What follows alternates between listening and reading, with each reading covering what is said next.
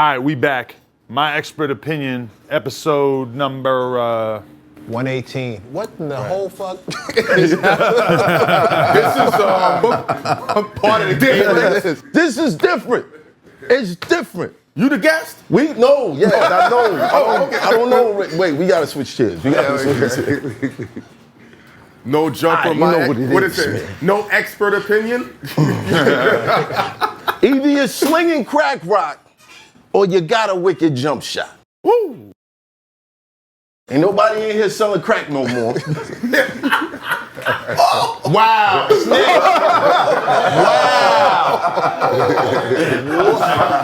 Wow! Ric Flair, bitch. But Easy with the Rico. as far as the wicked jump shot, I leave that to my son. Shout out to Zay Hoffa. Tonight is gonna be a special one. I got my man MECC in the building. No kicks, no punches tonight.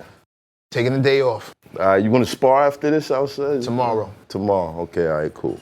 Got my man Sean Bigger in the building. You wanna give an introduction? I want to introduce y'all to my son right here, my nephew, my everything, my world. He can say his own self. My name is Michi. I go by ZK Michi. ZK Michi. You can check him out on YouTube. He got wonderful music, and y'all will be hearing from him soon. ZK Michi. Facts. Heard that. As soon as you change that line, we good. We good. Oh yeah. Facts. We're not gonna talk about that. No, we're not going to. That F word is illegal everywhere. Yeah. All types of F. Heineken. When is it gonna happen, bro? We're all anticipating Listen, you bought Adam the 22. channel being shut down because Heineken did some wild shit. Listen, you got one of the porn masters. So why not bring one of the porno masters out of retirement? I'll do it for you. I left it alone. You know, Yeah, shouts okay, I out to got Pinky. you. I'm I not got here you. without her. All of them. What's up? No, she took a chance on me. So even though they kill her in public, I can't talk bad about her. Because she, you know. Let Sarah live. Sarah? Damn, y'all saying names? Bleep both these guys.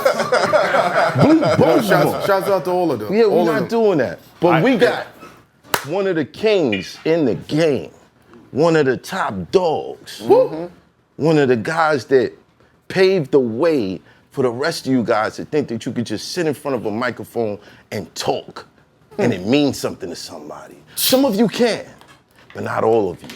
But this was one of the guys to set it off. We got Adam. Thank you, my man. Adam. Appreciate that. Are you? Oh wait, damn! I forgot to ask you that question that we asked off camera. Oh, right, yeah. Oh, might as well ask him here and see what his answer is. And we'll just bleep everything. Yes. Is there anything that you don't want to talk about? Nah, Everything's over. I don't care, yeah. OnlyFans. We starting with OnlyFans? Let's start with the We've ignorance. started with OnlyFans. We were just talking about that, right? Yeah. a lot. Now this is something that blew up over COVID time.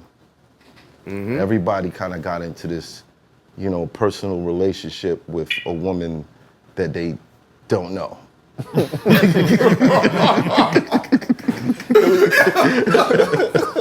And started supporting them and paying their bills. But now that there's guys in it, Adam, you do this, right? You and your girlfriend. Beyonce, but yeah. Fiance. Congratulations. Get it right. You gotta put the Salute, status salute, on it. salute, Put the status on it. What made you get into that? Well, when I met her, she was thinking about starting a private snap, which was like the precursor to OnlyFans. Right. I told her, like, nobody's gonna pay for that.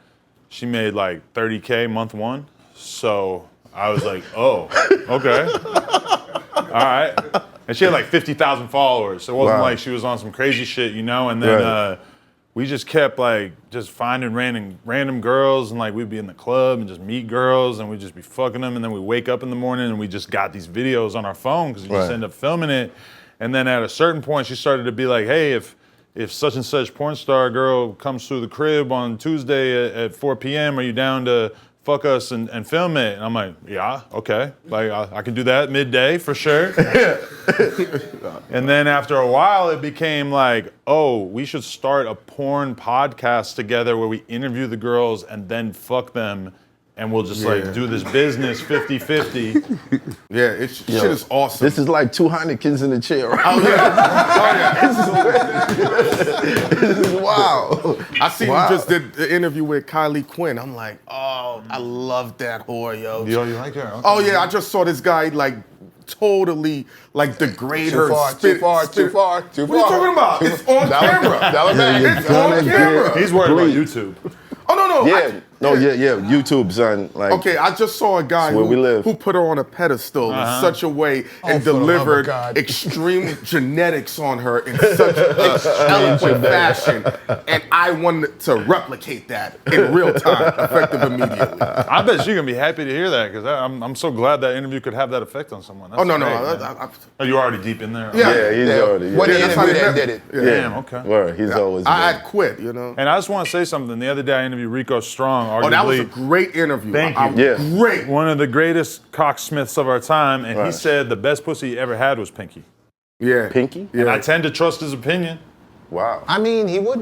I guess he No. would know. You know, he seems like an expert. But that's kind of an alley-oop for her because she's kind of been blackballed out of the whole thing. But you think she really blackballed? I feel like Not people love her blackball. so She's just much. getting. She's getting know what it is? hazed a little bit, I'm but a- I don't consider it blackball. She been a straight arrow. One of the things she told me when I first met her, she said a lot of women get into porn so they can charge more money for escort services. They don't care about being porn stars. They just care about being able to charge $5,000 instead of $200. And then she said It's like a resume. And she said most of the girls never had a bank account. They would all walk around with their money in Cash. suitcases. Like all the money they've ever made in porn was in their suitcase. Suitcases? Yeah. Really? Yeah. So porn chicks are like a lick? Not anymore. Not anymore. But it's like that with was. porn too, where like the OnlyFans girls now, they go and do a bunch of scenes for Vixen or Blacked or whatever the fuck it is. That's Right. just promotion for their OnlyFans. That's now, it. you know, and they can make more on their More own. money. Oh, that's crazy. That- How do you? They're unsigned rappers now. They're literally unsigned rappers. They're literally unsigned rappers. Going to shoot with one of the big studios. It's like getting a feature. Why is everybody always making these girls rap though? Just let them fuck. Well, nobody. No, thank you. That was not my Thank you. suggestion. That was 100% not my suggestion. I don't think 90% of the people who are rapping should be rapping, especially not you got- he likes to throw demos in the trash. I don't he's, like he's it. a purist. Yeah. You know. He's a connoisseur. Yes. That's what you do. Connoisseur. I'll take that one. Some people just drink wine. He He smells it. Exactly. He sniffs it. It smells good. But So- what made what is that like? Because I'm not gonna lie. There was a couple times in my life when I was like, okay, they both knocked out. The bed is soaked. I might be able to get a check for this.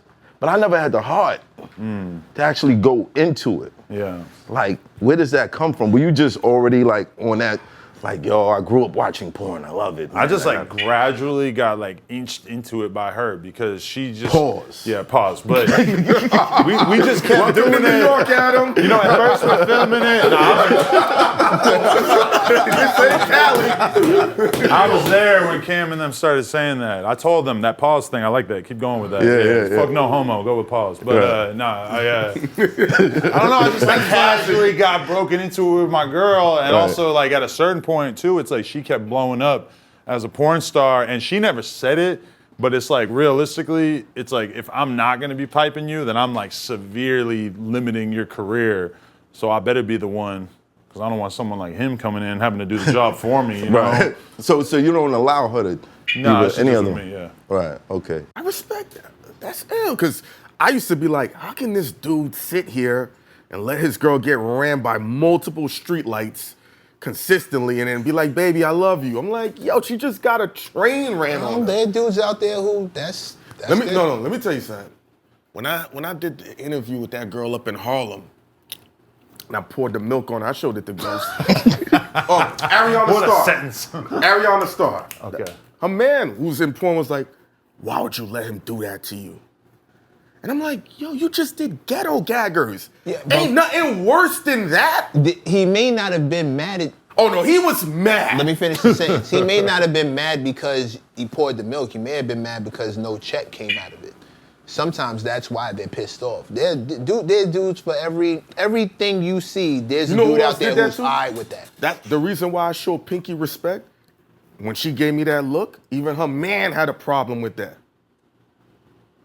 And I'd be like, yo, you're getting... Sometimes it's just unsanctioned. Like, I've seen those arguments. That's why I'm talking like this. I've seen those arguments. Did you live that argument?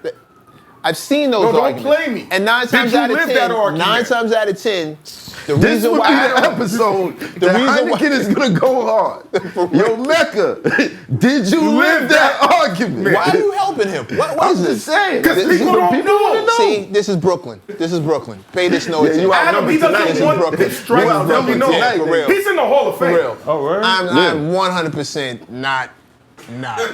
Like, please don't listen to them. You gonna Put show your me his phone resume down. right Heineken, now? put your phone down. Heineken, put your phone down. Put your goddamn phone down. Put your phone down. You know, Joe Button said it. You're in and my, he's not a liar. You're in my range from here. Put your phone down. He's an MMA killer. Put your phone down. Yeah, leave that alone. Leave that alone. What I've seen 9 times out of 10 with dudes like that, when those arguments are coming up, 9 times out of 10 that shit wasn't sanctioned. It was that's not what was discussed going in.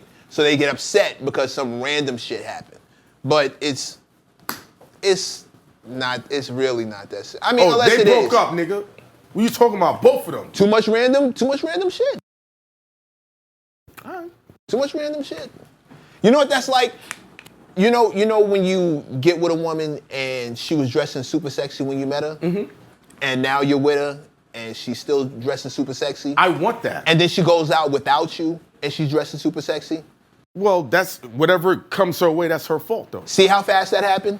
What do you mean? How you found a way to get upset with something that was always happening No, before, because- during, and after you? Right. No. I'm not upset. No, But not you automatically went to whatever comes your No. way. That's, I don't control anybody. But Right. if you're gonna go out there and do that, don't be mad at the result. Well, no, nobody's. That comes to you. But we're not even. See, they mad at the result, knowing how they maneuver. That's we're not. a big We're not difference. even. We're not even discussing the result. We're discussing the action. The action is the same all the way through. Your reaction to the action changes from moment to moment to moment. have you ever had a situation like that? What? With a girl that you guys might have did a scene with or something, and a boyfriend kind of gets upset about it. Yeah, like I'll even have real deal porn stars who are allowed to fuck everyone, and then they're not allowed to fuck me because the guy like watches the podcast and feels weird about it. So that sucks. But yeah, There you go. I've definitely had that. You know, it's weird because it's like you see girls, they get in the game, they're popping, they're young, they're filming, they're doing their shit, they're starting to blow the fuck up, and they always get a boyfriend because now they got money. They just want some stability. They want some security. They meet a guy. He's nice. He's cool. Boom. They're all of a sudden dating. He maybe he's cool with her getting piped out by other guys for a little while. And then at a certain point, he's like, nah, I don't want you doing that anymore. And you can only shoot with me, or you can't shoot with guys in general. And then that puts stress on the relationship. And then at some point, she gets a reality check, and she's like, why the fuck am I ruining my career because of you? And then they break out of the relationship, and then she starts These the guys process sound over. like they pimps. Yeah. Yeah, they don't sound They like don't sound like boyfriends. They sound like they pimps. pimps. The guy tries to assert himself. He wants a different. He's like, "Fuck, I could have all." Like once the guy he's starts gotta getting made feel- fun of by his friends, Right. that's when he probably like. But he's puts got the to foot feel down. emasculated because to a certain extent, like most people are just not built for that type of situation. definitely You know what I not, mean? yeah. Like even in your case, you said you don't want your fiance doing scenes with other guys. So, I can understand that, but I don't know, man. That's kind of the. Imagine the situation was different if we didn't have hella money, like where she clearly doesn't have to do that. If that was the difference between her like making 6 figures a month and her not, then at a certain point as a dude, like how much leverage do you have? I'm lucky because I got plenty of leverage, but if you're a dude who's not really bringing anything to the table, at a certain point you see the girl kind of break out of it and be like, oh, I don't need you. I actually control the pace of this relationship. I can kind of determine the rules. But most women in that position, what kind of man would they look for? A man that's dependent. But the thing with these To girls give is them that security. They want a guy. They don't really want. A lot of the girls don't really want a boss or a hustler or a dude who's out doing their thing. They kind of want somebody who's sort of subservient, where he's a big dude. He got a big dick. But he's like around. He's not at work 8 hours a day. Right. He's not off shipping packs all day. He's kind of just around. He don't got no bread. Because like Well, he doesn't have a life. He's dependent. No, he's because the chicks turn into the dudes and then they fucking start to manipulate the guys the Exactly. same way that we do the girls. You It's know who fucked. went through that? Yeah. K Huh? Goddess. Oh, wow. Yeah, she just spoke on that's that. kind of crazy. When we kinda spoke crazy. about it with Remy, it's the same thing. Yeah, that didn't take long at all. Yeah, wow. Wow. Eh. Yeah. You know what? You know the funny part is the dudes who are okay with that, you never hear from, because they off just somewhere being quiet. It's just it's cool with them. They're avoiding the ridicule. They're avoiding the judgment. They're avoiding the eyes. They're just quiet. Most people who are happy in their situations are quiet. All the time. You never hear, it's the rah-rah that we always pay attention to. So you think everything is rah-rah. Meanwhile, there are people who are going along about their lives, enjoying the same shit that we would judge them for.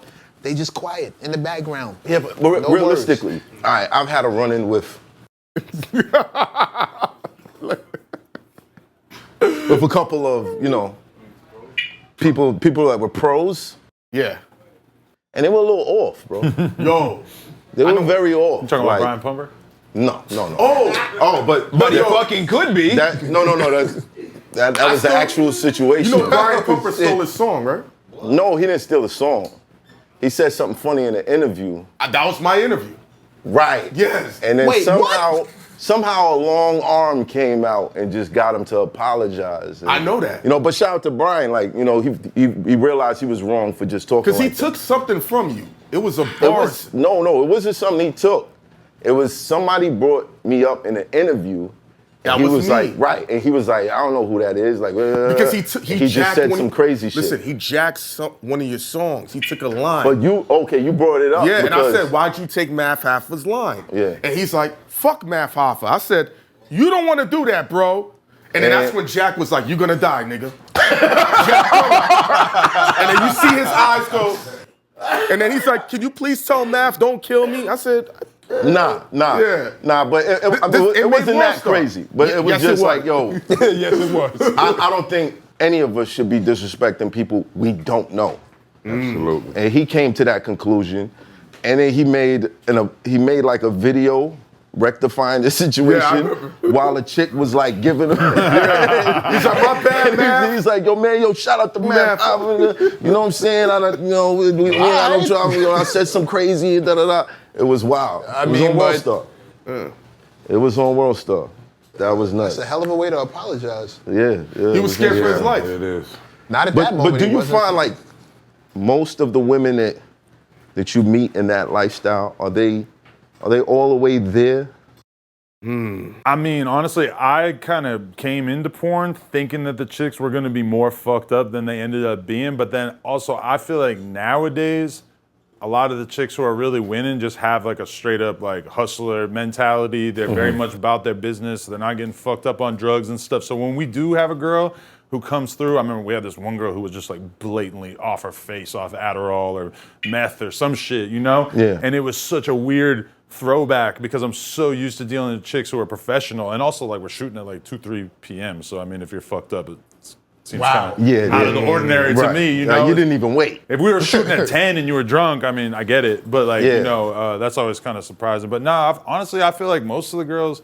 I mean, porn definitely like houses a lot of weird ass chicks Right. and dudes for sure. But I don't know. A lot of the girls are girls who are just hot. They don't want to fucking have a job. They don't want to like fucking, have to go do some bullshit every day. They're a lot of them are kind of like isolationists where they don't necessarily kick it with that many people. And a lot of them kind of end up reminding me of like, I don't know, the types of dudes I hang out with who like are not really trying to like fit into a box of like, going and doing a 9 to 5 every day and shit like that. Right. Where, I don't know. And like the porn dudes I know, they're like exactly like the fucking drug dealers I know, where they're just rolling around town, just shooting content, just getting a little bag with all these different girls over and over and over. Right. And I'm like, shit, I respect it. I wish I figured that hustle out earlier. Well, how much Viagra I don't do it. is involved in this whole shit? Oh, in general, I think a lot. Like, I think a lot of people fuck with that shit, but I never did it.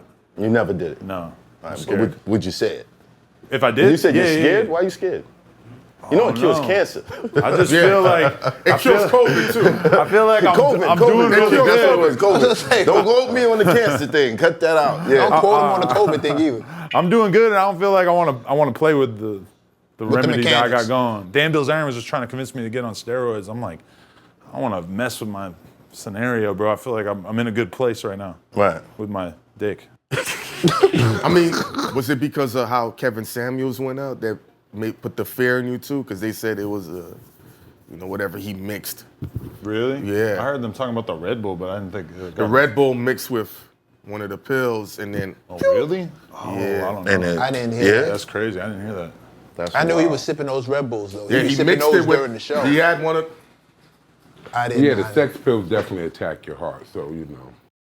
I Yeah, never you gotta did be able one. to handle that shit. I figured that I didn't hear that story, but when I heard the story of him dying after he was with the girl, I figured that it had something to do with a sex pill. I did. But the Red Bull thing was weird to me because, like, I mean, I drink a couple cups of coffee a day. I feel like most dudes I know do. I don't like feel like anybody's dropping dead from it. Is a fucking Red Bull that much worse? It's Yeah. excessive. Red Bull- Yeah, Yeah, excessive. and he- Excessive. I think if you compound it, Yeah. Right. Exactly. And at watching his show, He was drinking like 3 to 4. Always he had like 2 or excessively 3. drank. The doctor tell you that. Yeah, and I had one years ago, and my best friend, I just ran up to him and was trying to go over something with him, and he was like, "Yo, are you all right? Like, the fuck is wrong with you?" I didn't think I was doing anything strange, but he was like, "Yo, you're talking a mile a minute, you keep fidgeting, and this is one can, and it just tasted alright." I was like, "All he right, was just cool." like, yeah. But you don't know. I'm like, yeah, what the fuck is wrong with you? Yeah, let's. He was like, yo. What the-" Yeah, He kept doing this. And I started getting annoyed because we got to hurry the fuck up. Right. But meanwhile, he's like, yo, you want to sit Yeah, down? you're tripping. He's worried about me. Right. That's one can.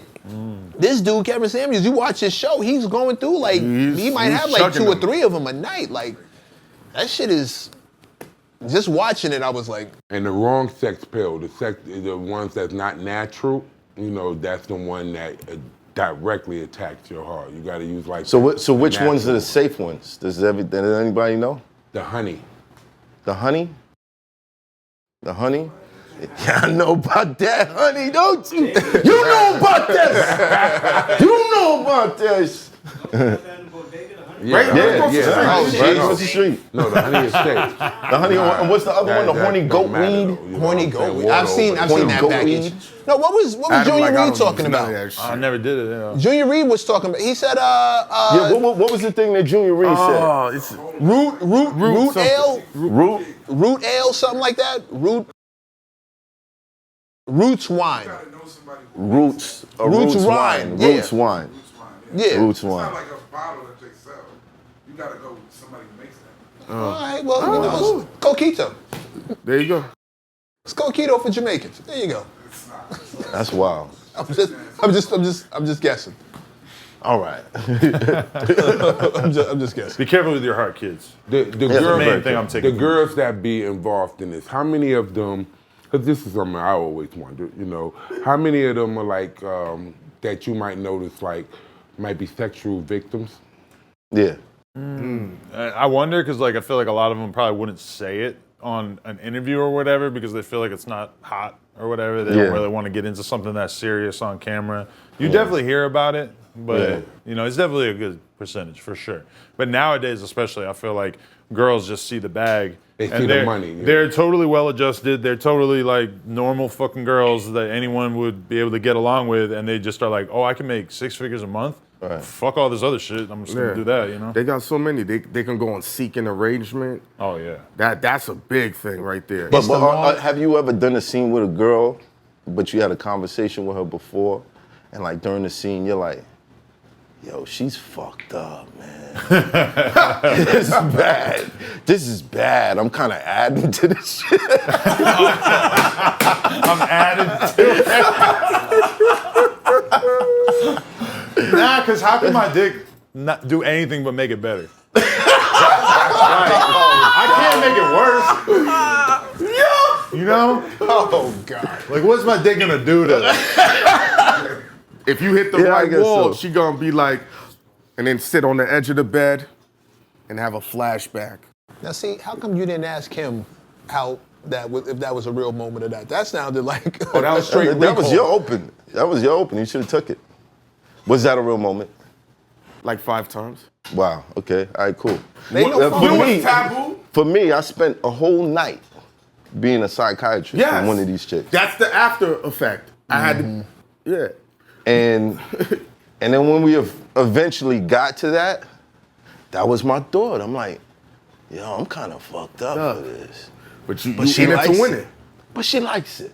But you know, Bigga said something about, you know, Whatever. women being, you know, going through that. Another thing that's taboo, a lot of those women are being molested by other women. A lot more than dudes. A lot of aunts. What? Way more than uncles. What? I know So at the least- women are molesting Yes. the women. Yes, That's the young. unheard- yeah, I'm that's telling you, unheard of. it's a high That's brand number. new. I didn't know about I that. didn't know that Nah, either. It's no, very that's- taboo, he's not, but- he's not lying. Yeah, I didn't know that. Yeah. A lot of let- times they think it's an uncle or a stepdad. It's another woman. It'd be a step aunt, an aunt. Have you ever did the role play, the stepdad role play? You wasn't living that Mano life? I never had to do any kind of acting, really.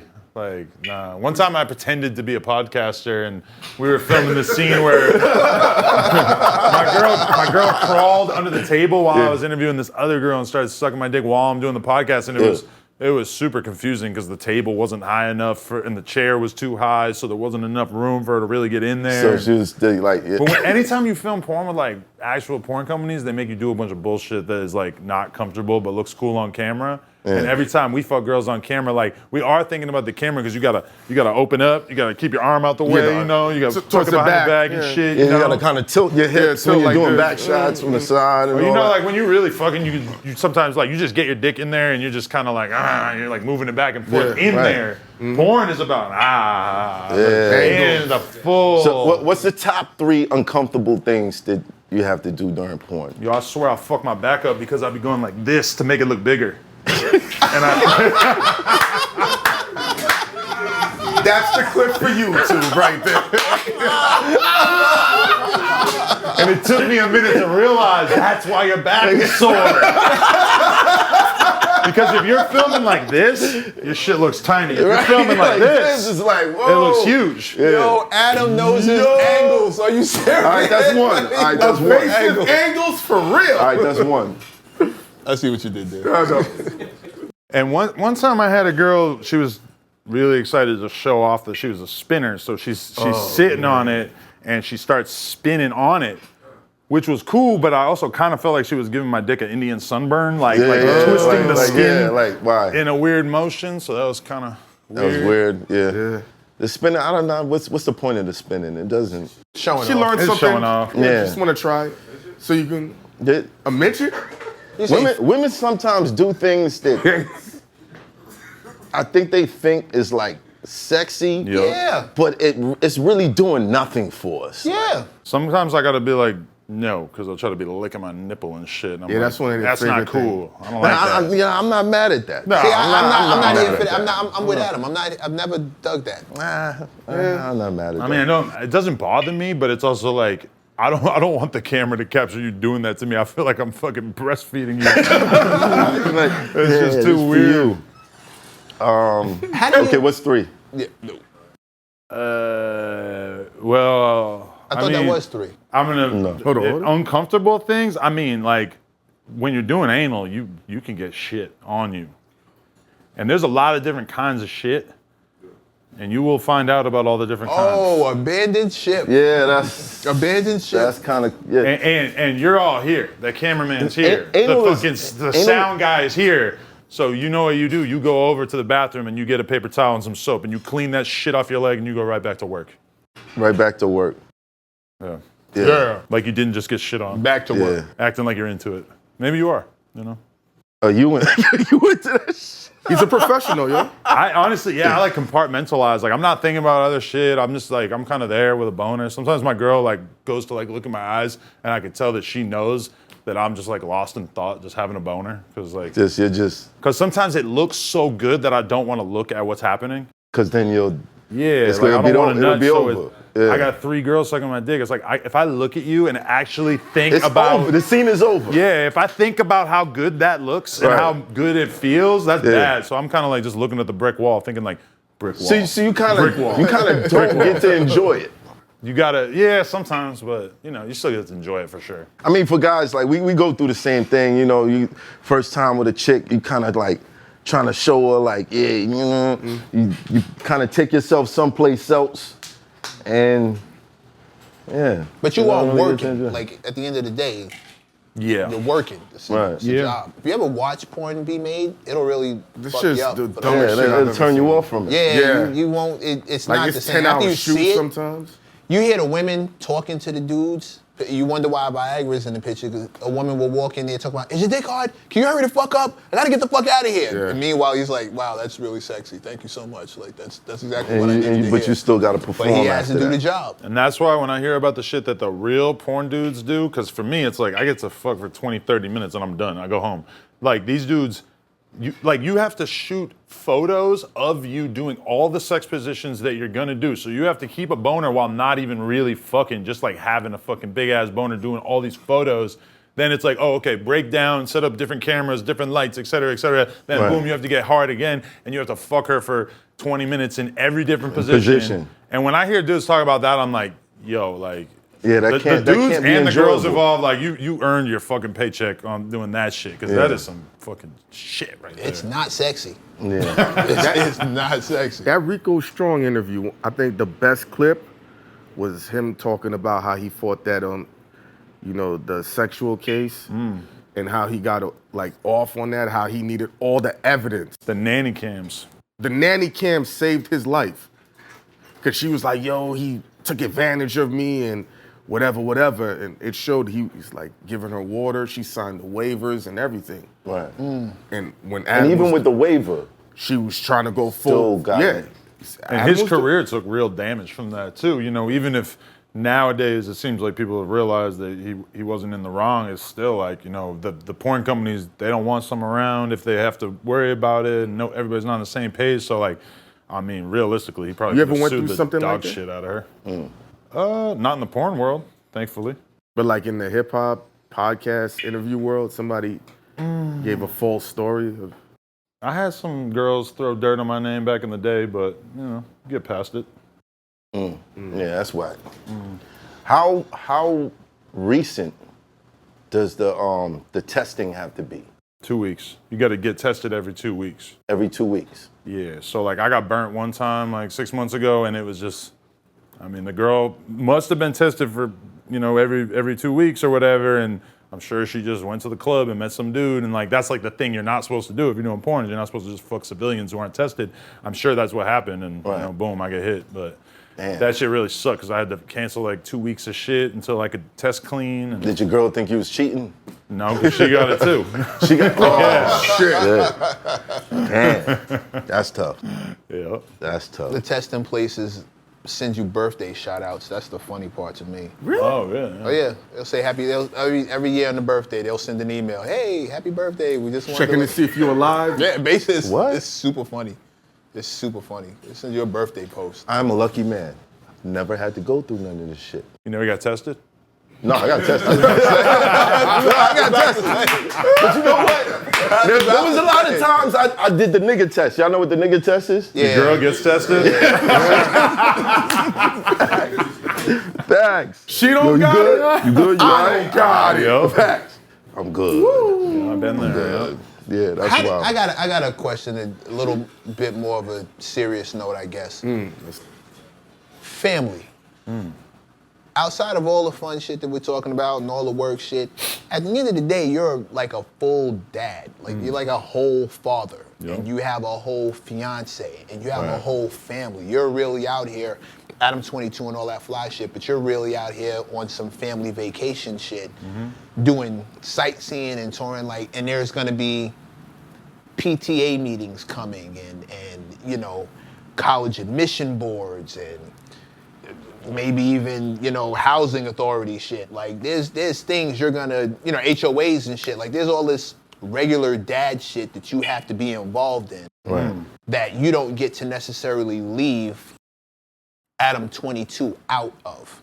Right. I know a lot of boyfriends and a lot of husbands who left the business because when real life started showing up outside of work, that's where the ridicule was coming from. And it was hard on the kids. Right. Like have you prepared for those moments? Have you thought about like what that looks like 5 years from now, 10 years from now? I mean, I don't feel like anybody could ridicule me because I don't give a fuck, and my kid's just gonna have to be on the same page as me, you know? Like, I don't know. Like you watch that show Succession?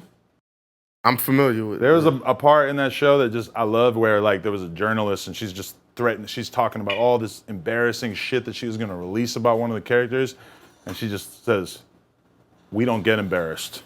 And I really resonated with that because I'm like, that's how I felt my whole life. Like you could throw anything at me, like I'm cool. Like I'm not gonna let that perspective of me matter or whatever. But yeah, for me as like a dad, that shit is super important to me because I feel like I don't know, like pretty soon after I had the kid, I just realized like, oh, I need to like really take time off to just witness this and observe this. And if I just keep grinding every day, all day, which is just what I've been used to like my whole life, then I'm just not gonna really get a perspective on my kids' upbringing. So that shit is super important to me at this point, and I got no problem like taking time off, going on family vacations. My girl's got me going on all kinds of crazy trips she booked this summer just because I told her I wanted to take more time off to be able to focus on just really spending quality time with the kid and everything. So I'm excited about all that shit you said, like, you know, in terms, like I am just trying to stay low. I don't want to be like a public fucking dad. Like I seen a dude tweeting about his school board, like talking about something that they were teaching in the school he didn't like the other day, and I was like,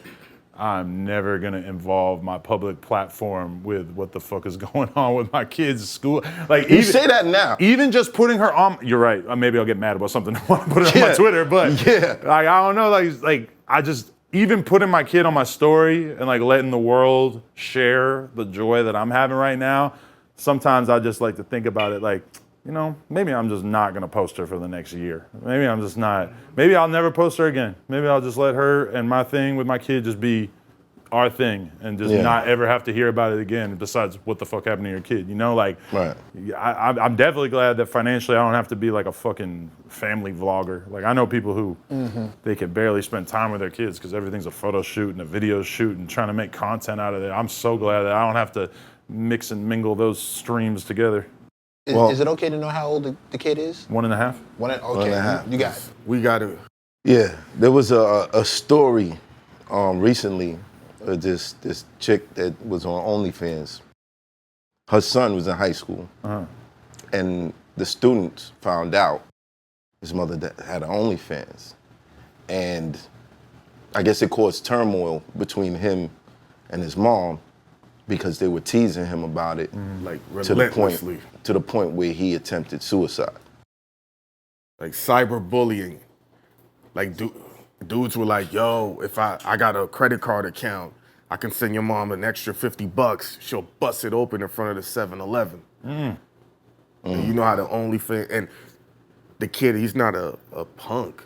He tough, but every class, first, second, third period, 40 kids are like, look at your mom, look at your mom, look at your mom. Right. Knowing that, does that make, what's the process you're gonna deal with your kids or your daughter? Like, are you gonna how do you homeschool protect them from that? I mean, my whole thing is that my kid is gonna be exposed to this shit to, you know, slowly, but like, you know, I bring her to parties at porn star friends of ours' houses, you know, they got the fucking nicest houses I ever seen and shit, and, you know, they're having kids, and like, my kid is just gonna think that shit is so normal. And I don't know, I mean, yeah, there's definitely a chance of like bullying happening at a certain point, but I mean, at the end of the day, like, I don't think there's anything wrong with what I'm doing. I think I could easily like raise my kid to understand that mommy and daddy do grown up shit. And then there's also the weird fact of like, bro, I'm 38. Like, what are the odds that I'm doing this still 10 years from now? You know, like I already like very clearly don't have to do this. I'm just kind of, you know, it's fun for me and my girl, and like, you know, it is like, it's a bigger deal to her, like it's a bigger percentage of her income than it is for me. But also it's like, I don't know, I kind of feel like by the time my kid knows what the fuck is going on, that it might be like a memory, which. The internet is forever though. Yeah, for sure. But I mean, you know, you want to be my kid in general. Take the porn out the equation. You want to be my kid with all the bullshit that I'm getting into public. I'm beefing with the Island Boys and shit. Like, like, it ain't gonna be easy on my kid either way. Like, they're just like, you know. But all right, for every kid like that, I mean, look at like Kim Kardashian's kids. Like, I'm sure that they've been Homeschooled. They've been confronted by it. That's a good point. Homeschooled. Because, you know. They got security. But and here's the other thing too is, if my kid is in fucking 5th grade you know what percentage of the other kids in there's mom's gonna have had an OnlyFans? Like, porn is just not like it used to be back in the day where it was this tiny pocket of girls doing it. Like, the number of It's a kids lot of girls. whose moms are naked on the internet is like ridiculously high. Ghost? And my kid gets to say, yeah, well, my parents are stupid rich off of this shit, and I don't have to worry about nothing. So, I mean, you know, hey, we all played the games. Some people did a little better at it than others, you know? Right. That's fair. Wow. Here's hoping. Well, hoping, yeah. I wish you the best. 'Cause Yeah. I'll say I'm not worried about it, or I've never really worried about it, you know? But I mean, that's the kind of thing that you can't control. Like, Have you considered it though? Yeah. I mean, it's like crossed my mind because everybody thinks that that's the most genius comment to leave is like, your kid is gonna get bullied when he's older. Like, everybody says that, like thinking it's funny, you know? No, but being Actually, like, actual sad real and fucked up. situation, Like, yeah, it is. The fact that people like default to laughing at that, like, those are the people I block the Yeah, that's- fastest because I'm just like, bro, 'Cause you got a that's not fucked up something to laugh at. mentality, man. I'm sitting here with two fathers. You know what I mean? And I hear the way they talk about their kids. Yeah. No matter, like, his daughter. Yeah, if she wants to piss me off, she shakes her butt, and then I chase her. How old? She's 7.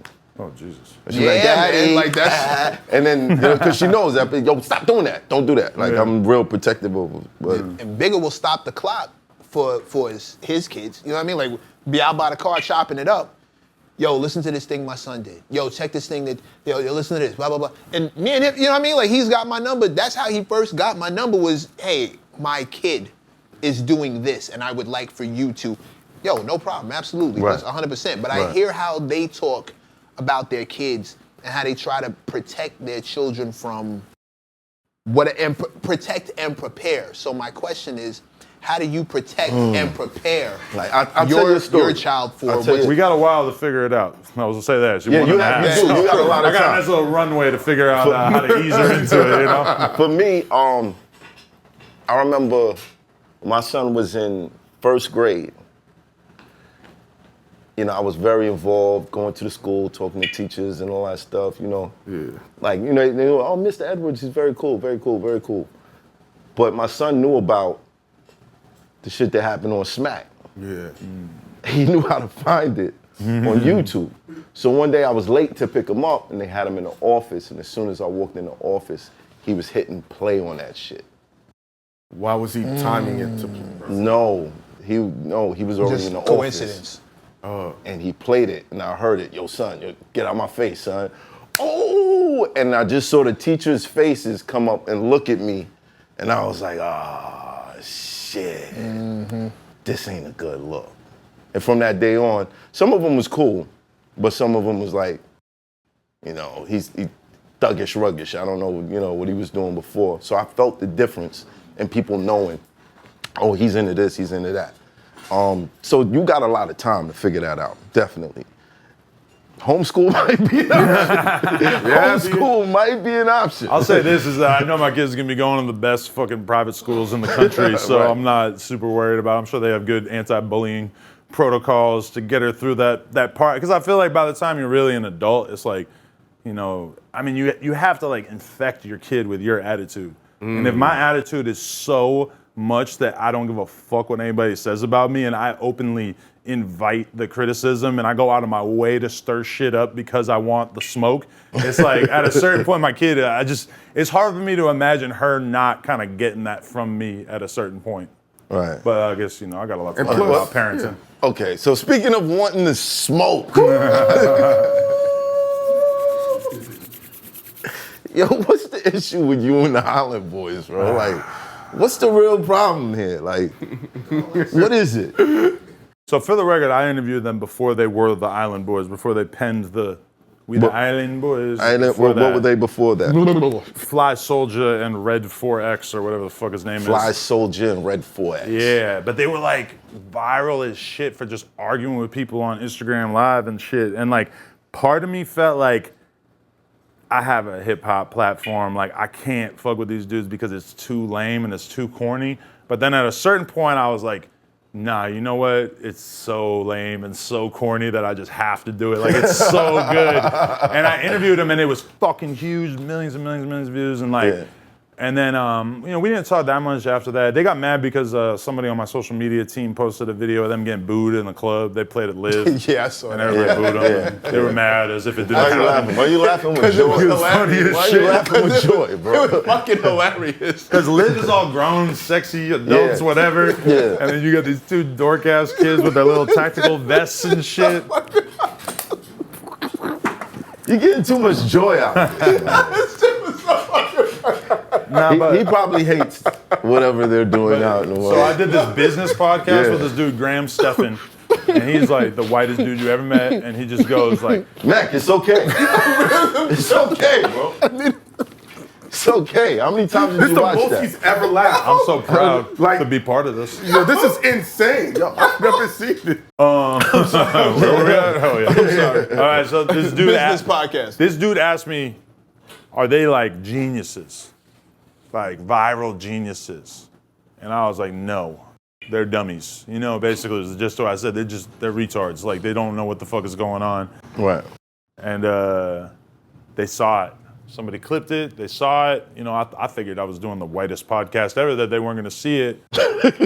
Which I didn't care that they saw it, but like in retrospect, like damn, I could have been a little nicer, little bit But I was nicer. really talking like it was just me and you, Right. And they were very upset about it and started threatening me, and I blocked them after a while because it just got kind of ridiculous. Kind of corny. Yeah. But I mean, they're like the least, if I was gonna beef with any rappers on earth, it would probably be them. You would beef with them. If I had to have murderous street beef with anyone, it would be them. Because they're gonna blow it. I don't know what they're gonna do, but they're just not. I don't think so, man.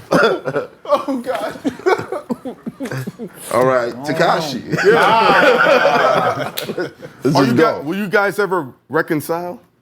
Me and 6ix9ine or me and the Island Boys? No, Yes. 6ix9ine. Oh, Because nah. y'all, the way y'all came up, not together, but like how you were one of the first people to give him that look on No Jumper, and how you ascended to the heights as well. It was a nice collaboration. So seeing y'all go back and forth, it always feels like it's such a deeper interaction, a deeper beef between y'all because of the personal connectivity between y'all two. Let me tell you how thirsty 6ix9ine was to get my attention. So I came here back in the day, right, when he was still on Zero. I had some label meetings, whatever, typical New York City tour for somebody out of town, right? Right. And so I went back to one of the label dudes' houses, listening to some records and smoking weed or whatever. And there's this one rapper dude I knew who had been hitting me up nonstop. And he was like, just this like wannabe rapper dude or whatever. And I'm still kind of like really early in the game. So I'm like still kind of having conversations with random ass people in the DMs and shit. And he's like, yo, I got these two bitches who want to fuck you. And I'm like, okay. Like, come slide. Slide through. Sounds like a terrible idea now. I'll never do anything. Because, just the danger element of it, It's not. It's a setup. And so he shows up and he got this goofy ass dude with bad skin and green hair, right? And it's 6ix9ine, but I never even heard of 6ix9ine at this point because this is like 2015, early 2016 or some shit like that. And so we go back to the hotel and I fuck these girls. And and 6ix9ine's kind of like, the dude that I met up with, he got so drunk that he was puking in the toilet while I was hitting the girls, right? So 6ix9ine is in the room while you smashing the two joints? But he's kind of like attending to his homie who's puking. But then he's kind of like Like peering peeking? out and like peeping me fucking these girls, right? Right. And it's awkward. But there's a clearly. there's a vlog from this night if you want to see this happen. It's called I titled it "Oh What a Night" for the record, and it has like 2 million views now because so many people figured out that this is what happened in this video, right? Right. And so after that, he's got my math and everything, and he's just hitting me over and over. He's trying to do the interview because at that time, like, if you were an up and coming SoundCloud rapper, like now, I could think of a bunch of different platforms that you could go on to get some attention. Right. But it was really like No Jumper was the only one that was doing the type of rapper that he was. Like I was telling you about being over there with Duke and Hell Rel. Right. I remember Hell Rel, it must have been the same trip. I remember Hell Rel saying, what's some shit you like? What's some cool shit that you be listening to? And I put on the 6ix9ine and Trippie Redd song because it was popping off, and that's what made me want to interview him was that song. And I just remember Hell Rel looking at it with disgust, like, what the fuck is this? And then Shout out to Hell Rel. yeah, and then I did the interview. Yeah. And it was big. But there was one time where I seen him after that, and it was right after the shit came out about him and the girl, the little girl, the 13-year-old or whatever, which, to be totally fair, I felt like he kind of got like a crazy rap for that when realistically it sounds like he showed up to a video shoot and there was a girl there naked and he didn't know how old she was and they had her in some video or some shit, which, you know, it's not cool no matter how it happened, but it's like, it's not cool. It didn't really like actually seem that predatory to me once I looked into it, but I seen him like, I swear it was like the day that came out. And you know, like he's a smart guy. Like he could pick up my vibe, and you know, I shake his hand. I just see him at like a random store down the street from my store, and we shake hands, and I'm just like, "How you doing?" Rah, rah. And I was quick with the conversation, and I think he picked up on the vibe that I was like very skeptical of him at that moment, and we never talked again after that. Besides me talking shit about him and him responding, but you know, I don't want to have anything to do with him. I really think he's just like a fundamentally bad guy.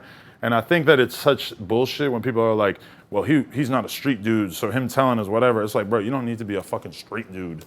You know? Like, if we all have guns on us right now and the cops come in and I'm like, nah, he got a gun. I'm not in a gang or nothing, but I'm a bad person if I put it on you. And in particular, if it's like, put it on him so you don't have to take it yourself. Right. I mean, like, you don't need to be a fucking Crip to be able to do that math that makes him a scumbag, and especially when the consequences are like, no, these dudes went to jail for 15 years. And I see it so much closer too, because like I really think that he made up the thing about Shotty fucking Sarah from the ground up. I think he just made that up, because I don't think they did that. I don't really like see Sarah really wanting to fuck Shotty so bad that she would cheat on her fucking superstar rapper baby daddy to fuck with this dude. I don't really see him necessarily. Like, I don't know. And we don't think she'll do anything, but I know her. I think she's a pretty good person. I don't think she did that. Let's put it this way. She knows her man, and she knows the men that her man is around. Which one would you be more attracted but to? I don't think... That's her take. I also don't think Shotty, as much of as a fucked up dude he may or may not have been, I don't really see him fucking up his like sole opportunity to get some pussy with a girl who don't look that different than 5 million other girls around here, right? I personally don't know, but you'd be surprised. Yeah, no, for sure. I mean, people do dumb shit, torpedo their whole life to get pussy, for sure. You still make a good point. Like, I hear where you're coming from. But he denies it so hard. I feel like I'm a pretty good judge when somebody's lying. Shotty denies it, and she denies it.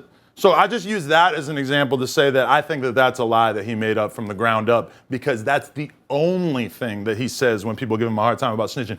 You wouldn't snitch if dudes was fucking your baby mama. That's like the only thing he brings up, because that's the best route, and people kind of latch onto it because it's a very relatable scenario, I guess. Yeah, but they forget that he actually committed crimes. When you're putting hits on people, you're a gangster. Like, that's a criminal. That's criminal shit. I hate when they... The scapegoat I hate is he wasn't really a criminal. He wasn't really a street life. He wasn't. I don't care if you're a 9-to-5 L7 accountant. The second you put a hit on somebody and you have the money to make, and it's not a joke, I got a 30-pack. The second that happens, criminal. That is criminal activity. Like, there's no getting around that. I don't care who you are, what your resume says. That's some criminal shit. Personally, I think there was a lot of mistakes made in that situation. And if you really about that life, and I think, you know, some people, they look for a come up so much that you kind of compromise your own morality by the people you associate yourself with. We all see it all the time. Yeah. So, you know. How do you avoid... That's definitely what it was. Though, I mean, if you just listen to the story, the narrative, those guys were starving. They were hungry. They had an opportunity with the young boy he was already in the music, you know, he was already doing his thing. They got an opportunity to deal with him, give him a little back, and they was looking to get themselves out of their situation. And it was an unfortunate thing. How do you deal with that? Math, that was an excellent, you compromise your own integrity, your own morality.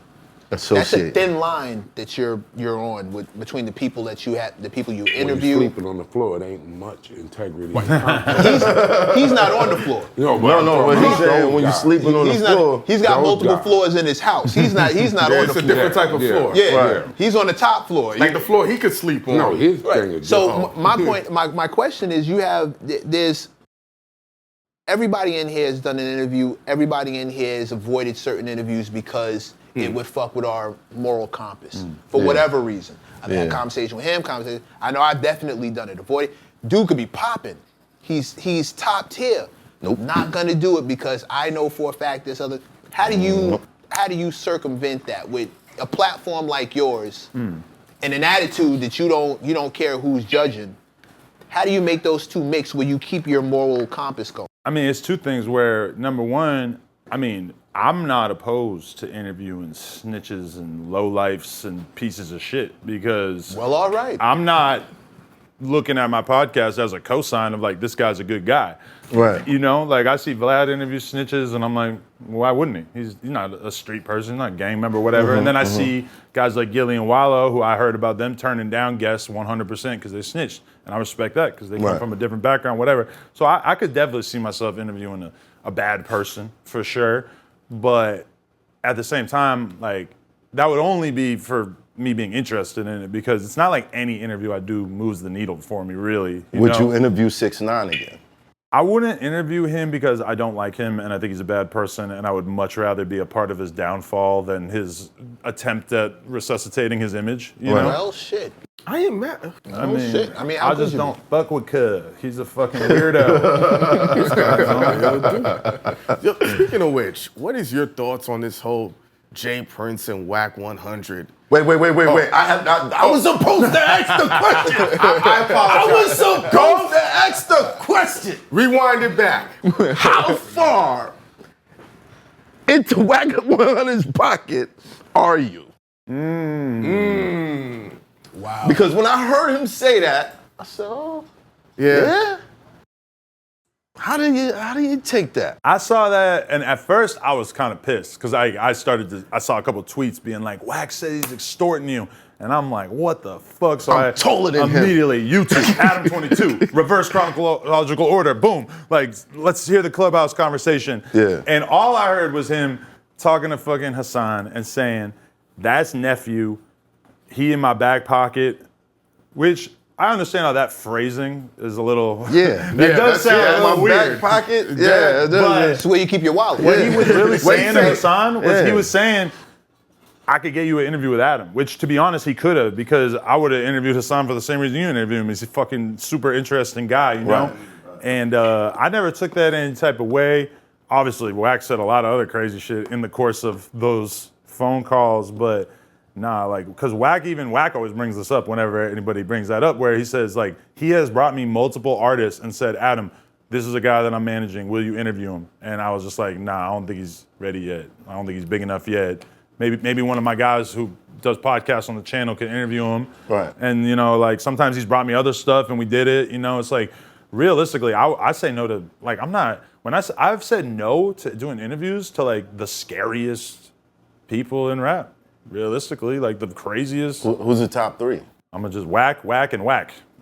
Wack. I'm not throwing anybody else in the mix. Right. But I don't feel like I'm doing something offensive or something that somebody would want to do something to me when I say that. Right. Because when I think of someone doing an interview, But like, that's kind of jumping out of the back pocket. no, I'm not in the pocket.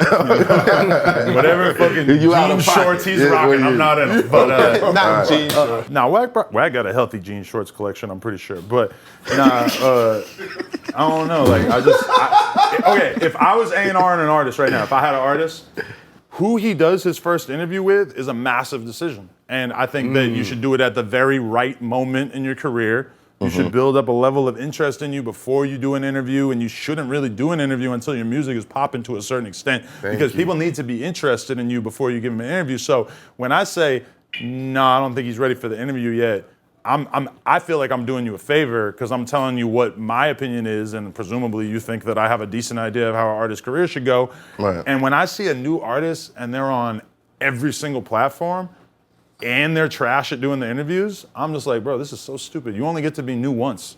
Yeah. And like, if you are 19 doing every single interview platform, you know, like you're just kind of like closing the curiosity gap for a lot of fans. Like they feel like they figured you out. Like I had one artist who was so mad that I wouldn't interview him, and I never ended up telling him. I should probably tell him, but I was like, I watched his Vlad interview, it was trash. I saw Vlad doing a valiant effort trying to get some answers out of him. The shit sucked. And then his music never took off. So if I wanted to be mean to him and just tell him the truth, that's what I'd probably tell him is like, Well, you kind of just told him. yeah. He don't know what I'm talking about. Like, I'm sure he does. If he watches this, he you will. know, it's like, I don't feel like I'm doing you some massive disrespect when I'm like, no, he's not ready for the interview yet. I feel like I'm just kind of giving you some common sense advice, you know? Have you spoken with Wack since he said that? Yeah, he called into the live show on Tuesday, fucking talking about the Jay Prince thing, which I don't know whose side to take in that because, like, okay, you know the situation is that there's this video footage of Larry Hoover doing this epic ass interview telling everything, and he did it with this woman, and she's been sitting on it for years. And Jay Prince had a deal, I believe, in place to give her some relatively small amount of money for the footage so that they could use it in this documentary. Somehow, at some point, Wack gets in contact with her and is like, no, that footage is worth way more, and starts basically representing her, negotiating with Jay Prince. And now everybody else in rap seems like they're concerned with being on good terms with Jay Prince, and clearly Wack doesn't give a fuck, which is what makes this whole thing interesting. I don't really know, because I mean, what Wack is doing there is like, if you are Jay Prince and you expect him to do right by you, yeah, that is kind of fucked up, you know? Like if I fucking contact your realtor and I'm like, no, he could charge him more for that house. Like that's fucked up, like, right? Yeah. Like, but Wack, like what is Wack's allegiance to Jay Prince? Like, it sounds like he's kind of just representing the chick on a, I don't know, if everything's on the up and up, I guess I could see the side of it, but I mean, obviously that's him drawing a line in the sand and saying like, no, I don't fuck with you. Like, you're gonna have beef with me forever now. I probably wouldn't wanna press that button with Jay Prince. Right. But I mean, if he wants to smoke, hey, more power to him. That's kind of alarming. In what capacity? Because these things are public. You know what I'm saying? Like, it's like, do you believe it or do you not believe it? Believe what exactly? Like, The whole scenario, the whole story. like You how, feel how like does it's- this play out? They're doing interviews, but it's supposed to be a problem. Well, You it's- dig what I'm saying? It's only gonna be a problem when both parties collide. But they could probably never, ever meet Math. again. We know how Jay Prince moved. We know how Wack. See, I don't want to put, if we're going to talk like that, Oh, we're not then gonna it talk like shouldn't that be because I got in public. trouble for how You dig what I'm saying? that whole. Like, if I 60 got a problem with somebody, I'm not talking about them. Listen, You feel what I'm saying? listen.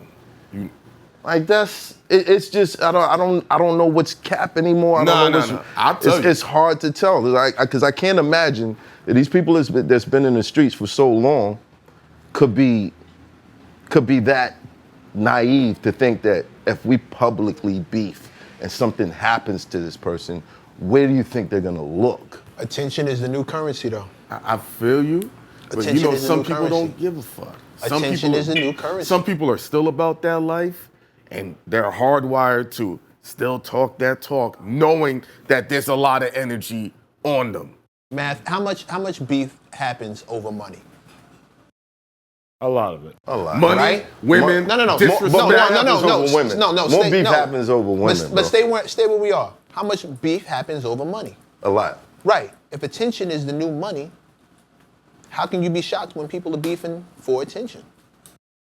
But I think Wack is probably more motivated by money. Money In this equals specific if case. you certain people, because there are certain people who have the ability to turn attention into money. Not everybody can, but there are certain people high up enough where all attention equals cash. I believe the people we're discussing are in that boat. But let's say that like Wack thinks that that lady could get $1 million for that footage instead of 20,000, and let's say Wack's gonna get 20%. I mean, $200,000 worth of attention is a lot of fucking attention. Like, I think Wack would be probably motivated by like making $100 grand or $200 grand, a lot more than.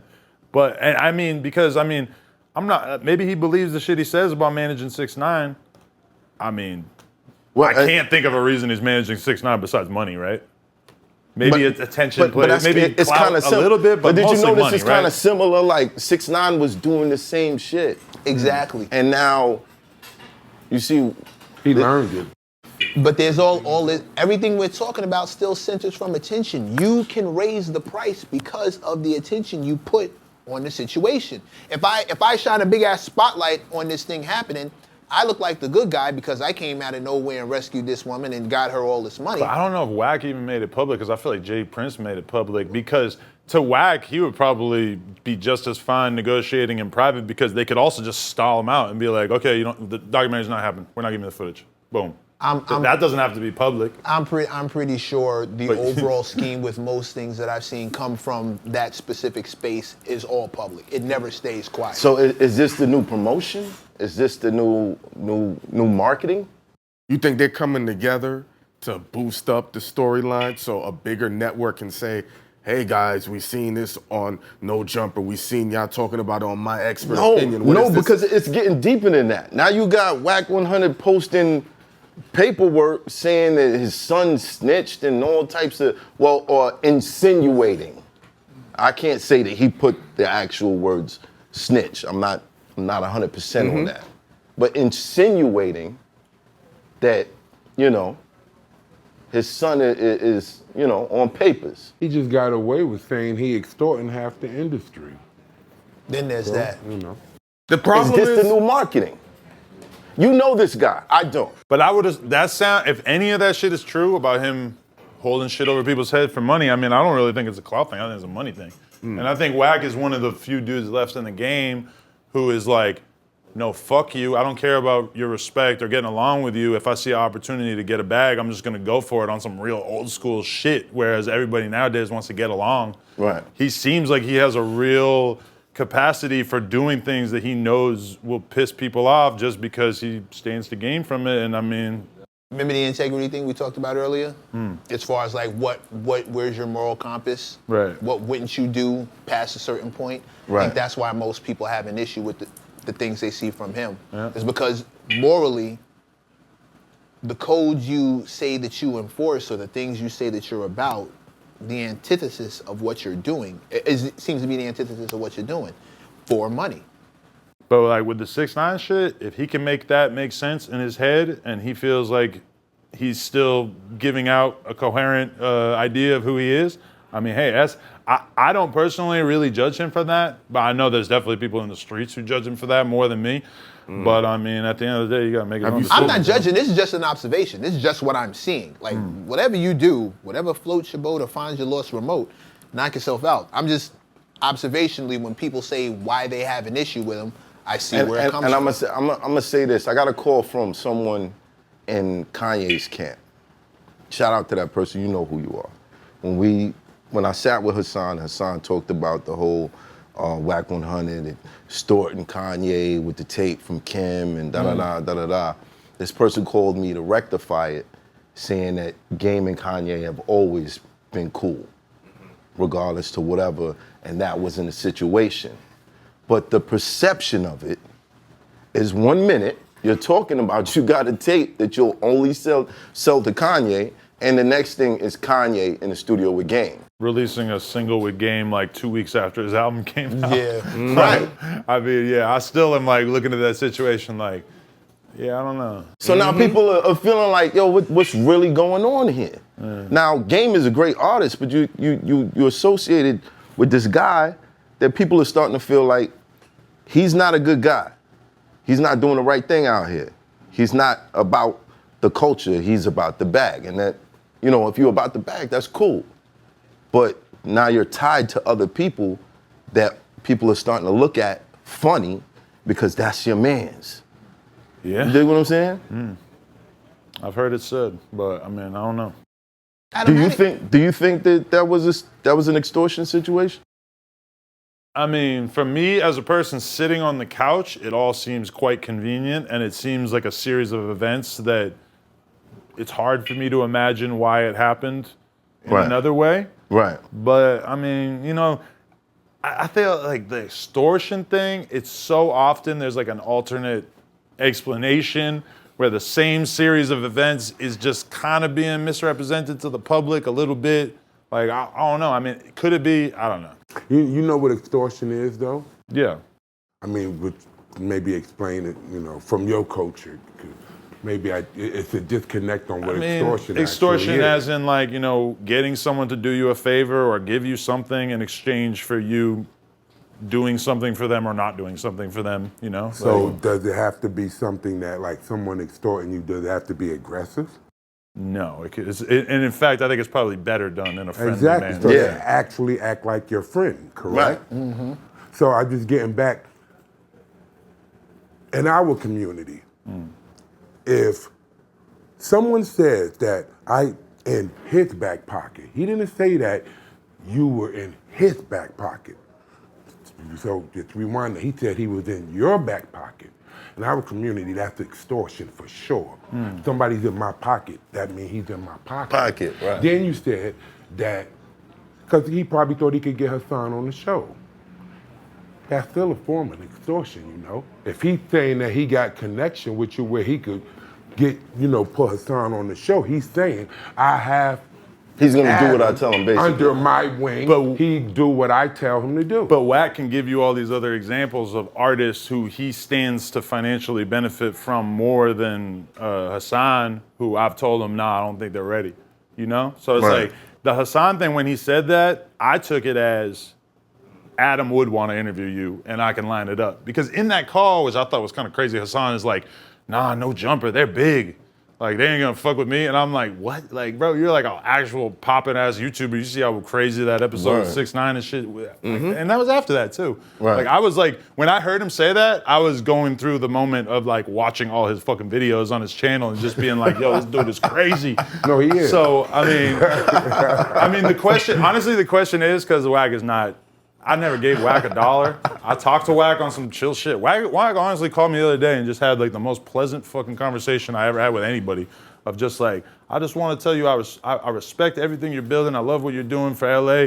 And I got mad love for you and just thank you for everything. Yo, listen, Hassan was like this. What? No jumper? That's crazy. They're big. Yo, shout out to Is there any interview you regret doing because it went left, or you just was a waste of time? Or an artist that really let you down, they didn't live up to the expectation of what you thought it was gonna be? Yeah, definitely. I mean, Black China, that shit sucked. She walked out on me. It took about 18 minutes, if I remember correctly. Wow. She just wouldn't give me nothing. She wanted to talk about her music career. I'm like, what the fuck? No, I mean, talk about all these lit rappers you bang. No, but I tried to like really do like a real conversation with Right. her, and she just wasn't having it. She was so evil and mean and weird. But the cool shit about that was that Amber Rose hit me like right after because she hates her and like was like, hey, I want to do an interview. Boom, got a fire interview with her in. Amber Yeah. Rose. So I was hyped on that. Oh, wow. I heard she's amazing. When one Easy. door opens, yeah. closes, and the other door. Amber Rose got the. Yo, I know, like it's amazing. I heard, yo, like amazing. His hands are shaking. Shout out to Amber. It's a spectacle. Would you have shot something with Amber Rose or Black China if the opportunity, if the numbers were? Whoa, man, bleep this guy, man. What? This is what he You do? can't do that, bro. What? You can't sexually preposition other people. You can't do that. If they want to enter the porn game, yes, I will happily glide them in there. But I feel like they probably don't need me, man. They don't need me. They're gonna be all right. Yeah, we're gonna take a short break. Yeah. That he got robbed by 3 military-grade dudes with machine guns. They had me in the office writing paperwork for months. And people really believe that right there on MECC from Queens. He said it happened right there where the LIRR is. Parsons and no, Yes. Hillside and Yeah. Hillside. Fuck. Jamaica and Archer. Yeah, I know where the Long Island Railroad is. Yeah, and you know where That's the next stop. courthouse is? Sutton. What? Sutton. What? Yeah. Sutton Boulevard. No, I was picking him up, and then he was late. And I said, yo, bro, we gotta go. He's like, yo, wait for me. I gotta go get some We chicken. running this? It's good? Good? Is- So he's like, I gotta go get some chicken. I said, all right, cool. So I called my supervisor. I said, yo, we out. This guy went to Popeyes. I ain't got time to wait for him. Boom, left. They said, yo, you can't leave, dude. Like, that's not against protocol. I said, I follow protocol. It's whatever. He said, it's gonna bounce back on us. Like a week later, they pulled me in the office. They said, yo, you watched the robbery happen? I said, what do you mean? They said, This guy said you watch 3 men with 3 machine guns come in and steal his fake leg and da-da-da-da-da. I was like, I believe that shit? On Sufton Boulevard. That's what I said. 3 I niggas said, with machine guns stole a fake leg. I said, that's the second busiest area in Queens. And no one saw this? They got machine guns, and what they chose to take was a fake leg. Now, I said the same thing. How much those go for? No, 5,000. Not eBay. enough.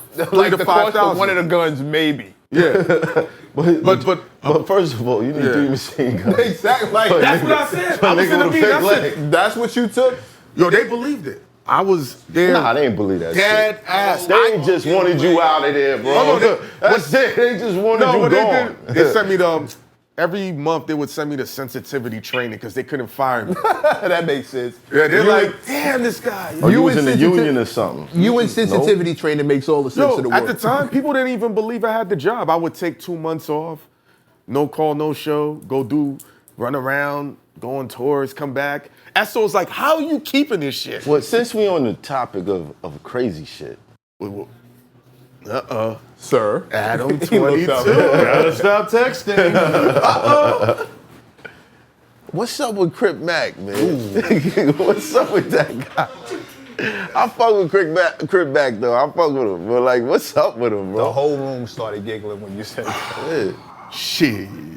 I mean, I seen a video of him, like a YouTube short with like 300, 400,000 views at one point of him just banging his set and saying all the shit that he says. Yeah. And I was just like that interview, honestly, the first one I did more than anything, I just wanted to meet him. I was like, I gotta see if this guy's actually like this, you know?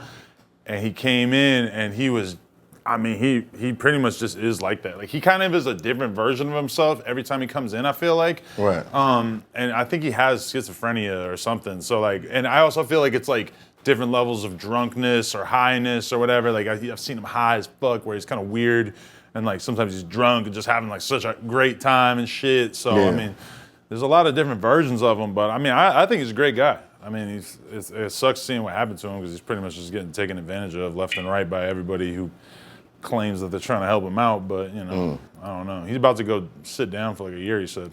A year? For what? A gun. Oh, shit. That'll do it. He's not a person who should be without a gun, realistically. Wow. I think I understand what you're saying, but I'm like, I guess you're pro NRA. Oh yeah, but I mean, just for him, I mean, okay, his probation or whatever said he couldn't leave LA.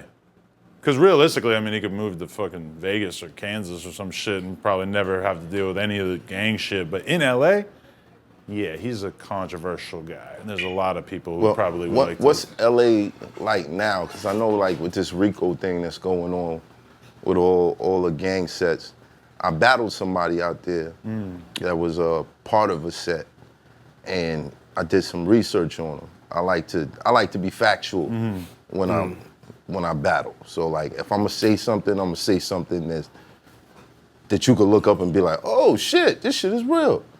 So I looked a bit. I got his rap sheet. I got some, some info here and there. But when I got the information, they were like, yo, stop asking about this guy because he's on that list. And I'm like, what list? And it was like the terrorist list. That's what they consider gang members now. So there's a Clean Neighborhood Act where they're kind of like moving in on all these gang-related rappers or whatever because these guys are considered terrorists at this point. And to be honest, you can kind of like make sense of it. When you think about Larry Hoover and what he went down for, it makes, it's not a it's not far-fetched. The guidelines of what's considered a terrorist. I mean, we've been dealing with that when George Bush declared urban terrorists. When he declared urban terrorists, he was talking about the inner city people he was talking about. Right. So what's it like in LA now? Like, I mean, I didn't even know about all that, so that sounds crazy. But I broke this whole shit down in the battle with Geechee Gotti. Okay, right, yeah, because I went to that like Drake birthday battle. That was the first battle I ever went to, and it was like all Crips. Like Right. all Crip on Crip bars. That's pretty wild. But I mean, I don't know. I mean, shit definitely just goes down all the time. You hear about crazy ass gang related shit going down. I mean, it's definitely, I think, less than it was at a certain point in history. And like when I've gone to like different projects in LA, like I always kind of ask that, like, what, compare this to like 1995, compare this to 2010, et cetera. And like, they always kind of act like shit has cooled down a lot. Cause like in the actual neighborhoods, they'll have hella cameras. So much easier to track somebody's license plate or whatever. So I mean, knowing that, it's kind of crazy to imagine how shit must have been going down back in the day. Without it. But yeah, I mean, I don't know. I mean, dudes are definitely, I mean, it's the most gang-oriented fucking city on earth. I mean, it's like, it's such a inseparable part from it. But like with the YSL Rico, that kind of made me start thinking like, okay, well, how many people in LA have a street thing that pretty much has the same name as their official thing? Right. And they're just banging their gang, but it's also their LLC. Right.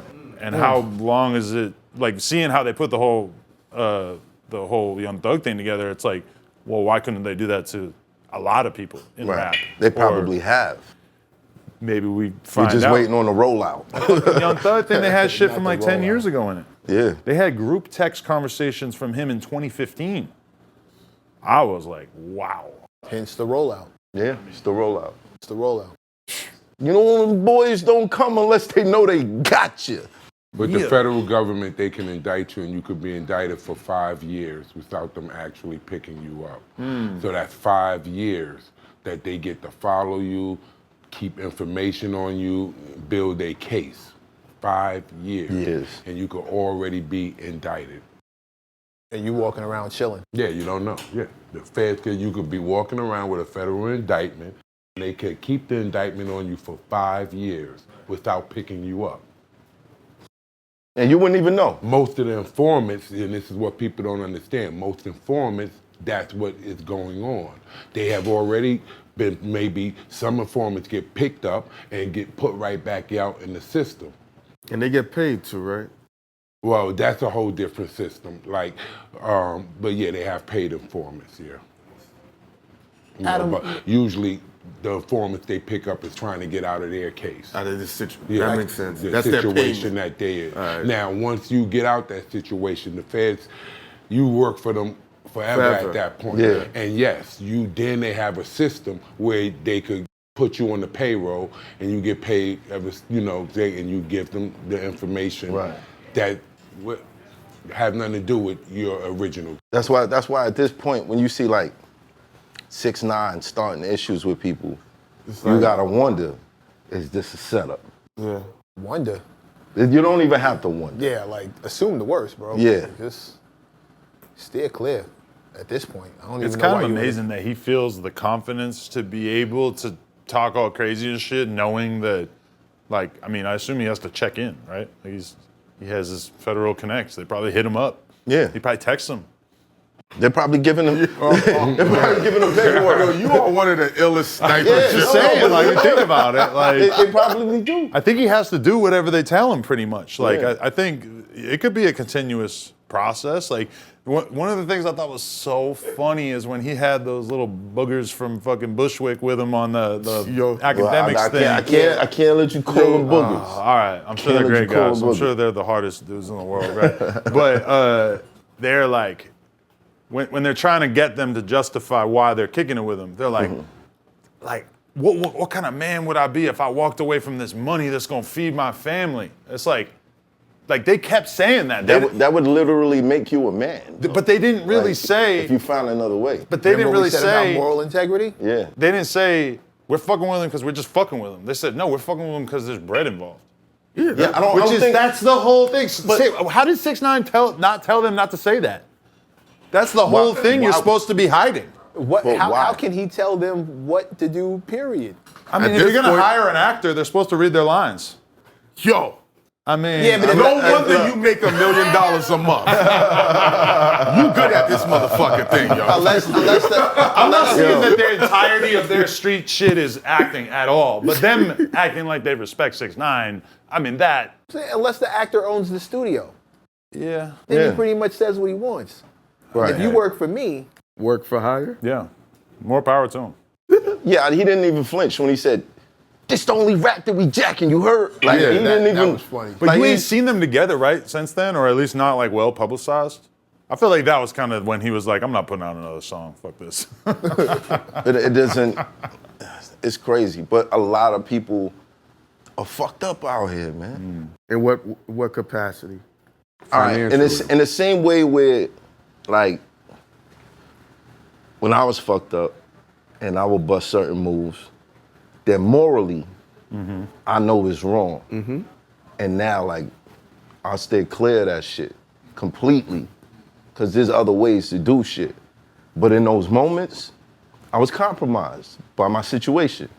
I think those guys, just like a lot of people out here who do strange things for change, are compromised by this situation. Absolutely. Just like Shotty and them, they just, new young guys that is They in the saw the same money. situation that those guys was They in. saw the money, Some of And- them and are let's- and artists. they didn't. Yeah, They thinking that if they connect with him, maybe they could get popping with their rap thing. It's the same I mean, situation. let's keep this honest. People don't understand the level of cheating 6ix9ine had behind him. Other than 50 Cent, he had literally the biggest budget in hip hop history. Like the level of cheating he had. There's a lot of beef that got squashed because they thought it was street shit. No, he had enough power to stop their records from being played.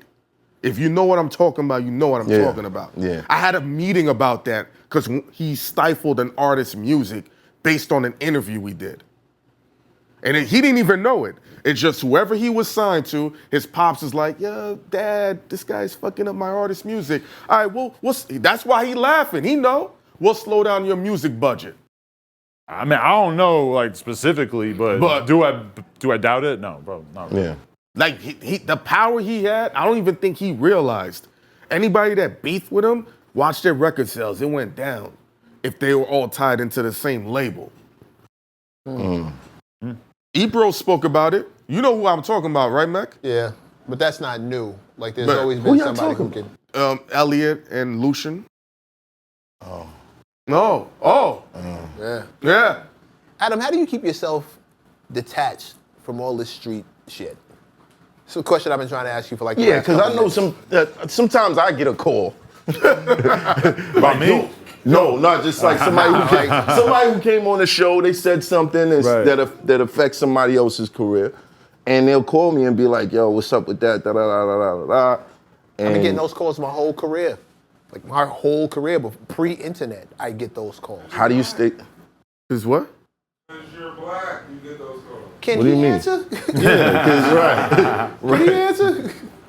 I'd like to know what he thinks it is.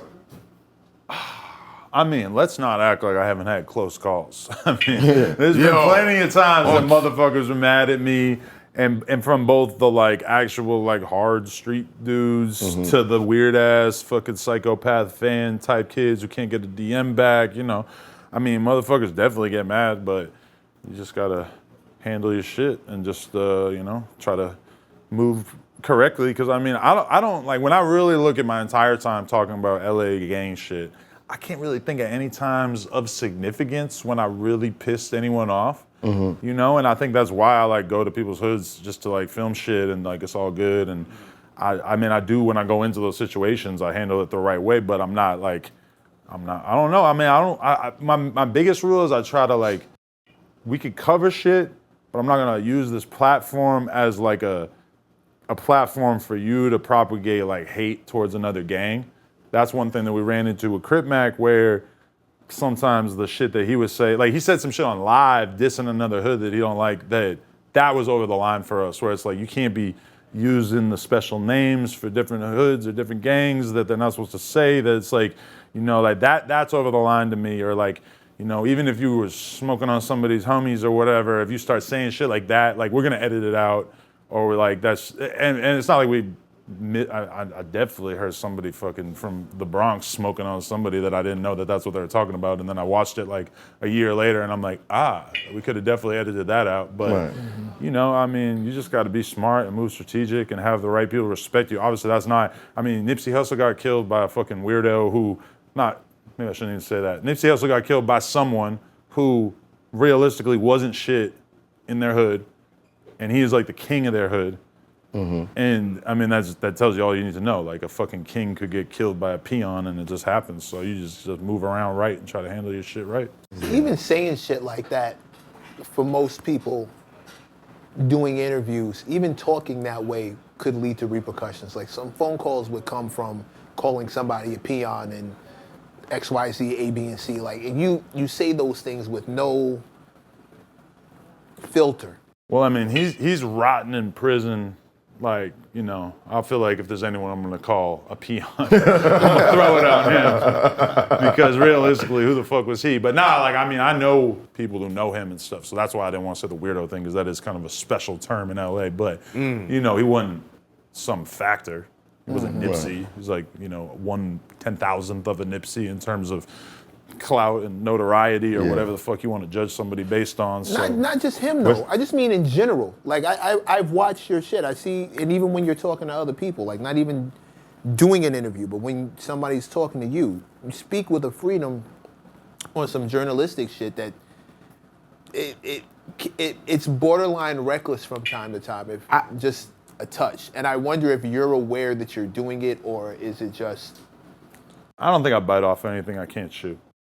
Fair enough. One thing I will say, every time I see on your platform, there's a nice engagement of energy, pushback. And I'm like, why is this always happening? Is it because he's white and they feel he's safe? Is it because they're catching do you get that Vlad shit, man? Yeah. Niggas be like, They come with a lot of aggression towards you.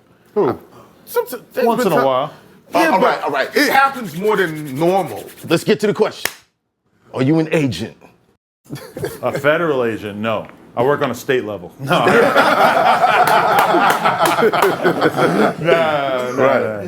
No, I've had a shockingly little police contact in my life. Like I can almost like remember every time I talked to a cop. It was like a lot when I was riding bikes. They'd always be telling you to get the fuck out of somewhere. But then as an adult, like when I had the store downtown, there was one time that a cop stopped by and talked to me for like 20 minutes and put me on hella game about what the fuck was going on downtown with all the crackheads and shit. On Melrose, I don't think I ever talked to a cop until that one fool ran in there and tried to blam me, and we beat the shit out of him, and we had to call the cops for them to drag his body out of there. Wow. And What was that like? It was cool, honestly. I mean, it was a fake gun. So It was cool. it was a fake gun, so it was like a pretty big No, I mean relief. like break down the situation. I mean, I'm in the back of my shop doing a live stream, middle of the night. We ordered Postmates. The dude who's carrying the burner at this time is in the process of like putting the Postmates down, so his back is like turned towards the door, and the door is kind of open, and this kid had been hiding in the alley with like a mask on. Or did he have a mask? I can't remember. But yeah, he had something on his face. And then he had like a gun, and he runs towards me, which is only like from here to the door. And he's just like, give me all your money. And I'm like waving my fucking hands in front of me and shit. Yeah. And like, it was weird because like as he's coming towards me, the guy's already got the blower pointed at his head. So I'm like just seeing these two guns coming towards me. And then like, I don't know, they just jumped on, like the dude didn't shoot him, which was weird. And then, but then they fucking jumped on him, knocked him out. And the gun was fake. And the gun was fake, which was weird, because even when the dude didn't shoot him, he said that he thought the gun was fake right away, which, I mean, to me, I would have preferred that he still shot him, but, I mean, it's like, it looked weird. It had like tape, or like, it just looked like multicolor and shit, because like, honestly, the guy who had the gun at the time, like he had the same impression I had, which was that it seemed so weird that it almost felt like a prank. Mm-hmm. That's what was going through my head, is like, is this a joke? And also like at the same time, like, should I be terrified right now? Like, but it kind of felt like a joke. So then when we found out the gun was fake, it was kind of like, oh, okay, well, I guess it was kind of a joke. Did you get a nice little kick in there? Honestly, I just went and ate the food, and I didn't even. That's how you close out a night. I didn't even. There was like 2 or 3 people. Did you find out what was he doing there?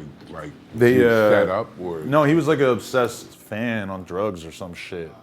and like had DM'd me like a million times. Oh, and- so he was a mental case. yeah, exactly. Yeah. Which is like a very different thing than Yeah, like a street extreme. situation, which Right. would be kind of No, different. the shooter would have shot you. Yeah. Yeah. Yeah. If it was somebody who was serious, they wouldn't have yeah. wasted any time with A you. lot of things security-wise changed after that. That would probably be the biggest one. Well, speaking of a second ago, rest in peace to Nip. You had Cowboy on the show, You know? and he talked about the last moments. What was that like for you? That was just a heavy fucking interview in general, and like somebody that I'm surprised he hadn't done an interview earlier, because he was part of so much big shit. But I mean, he just told me so much real shit. Like in particular, the stuff that really stood out to me was like the shit about how Nip, even when he was smoking dope, like Nip he would like give him money to like, you know, or like let him sleep on the couch for a couple of days to get clean and shit like that, because he like knew him before anything. Yeah. So I don't know but that was definitely one of the most powerful interviews. And when he told me that he stopped smoking dope because of his kids, that fucking got to me. Like he was really like made it clear, like, no, I love getting fucked up, but I stopped because of my kids. And that just like, I don't know, it just kind of hit me. Yeah. Damn. Were you a parent at that time? Yeah, that was like a month ago. Yeah, maybe. that was like a month ago. Yeah. Man, do you believe that there's actually a tape on it? Nah. You don't believe it? Nah, I choose not to believe it. I haven't really thought about it that much, but you know, obviously, even if there was, and if it were to come out, it would be just such a distasteful thing for LA to even have to deal with. You know, I feel like it's like there's just certain things that are just ugly realities. Like I remember Vlad hit me after like when in the 2020 protests type shit, and he just goes, "You know George Floyd had a sex tape, or did porn specifically?" And I go, "Yeah, I saw it, and I'm not posting it." And he goes, "Me neither." And I was just like, Wow, somebody brought that to you? I mean, it was going around on Twitter. Like I saw a lot of people talking about it, but not that many people in comparison to how crazy that is that George Yeah. Floyd did a porno. But I just thought that was like an interesting one where me and Vlad both had the automatic reaction of like, we're not talking about that. Yeah, It's yeah. just too distasteful, even if it's true, you know? Right. See, you do have a moral, there is a moral compass in there that'll stop you from, because that probably could have got you a whole bunch of hits if you Yeah. did something with it. But I mean, to be fair, I feel like almost nobody posted about it. I didn't even see all these other blogs and shit. I didn't see World Star posting about it. That felt like a weird moment of a culture, not a culture, but it's like a world that is relatively fucking tasteless in what we will consume and talk about, Right. where everybody just seemed to like kind of just draw the line right there. Like, all right, we're not gonna talk Universally. about this, yeah. It definitely wasn't the time. You still haven't. You What? still Still haven't. haven't talked about it. You probably won't. What? Yeah. See? What's Moral there to compass. say about it? I mean, even when I think I saw an interview with one of his family members where they'd said that it was like he was down on his luck, like did it one time, and it wasn't like he did it a bunch. Just like needed some bread one time or something. Yeah, but people who are doing things for, on both sides of that, people who are doing things for money don't necessarily care the reason behind. You know what I mean? If I was so inclined to think that posting this is gonna make me a bunch of money, why he did it when really who cares? You know what I mean? Like who cares? Right. I can get a bunch of bread if I post this. That's where the moral compass comes in. That was the discussion we had earlier. So what is the moral code? What is the code that YouTubers, interviewers, what are the things that we should just leave the fuck alone?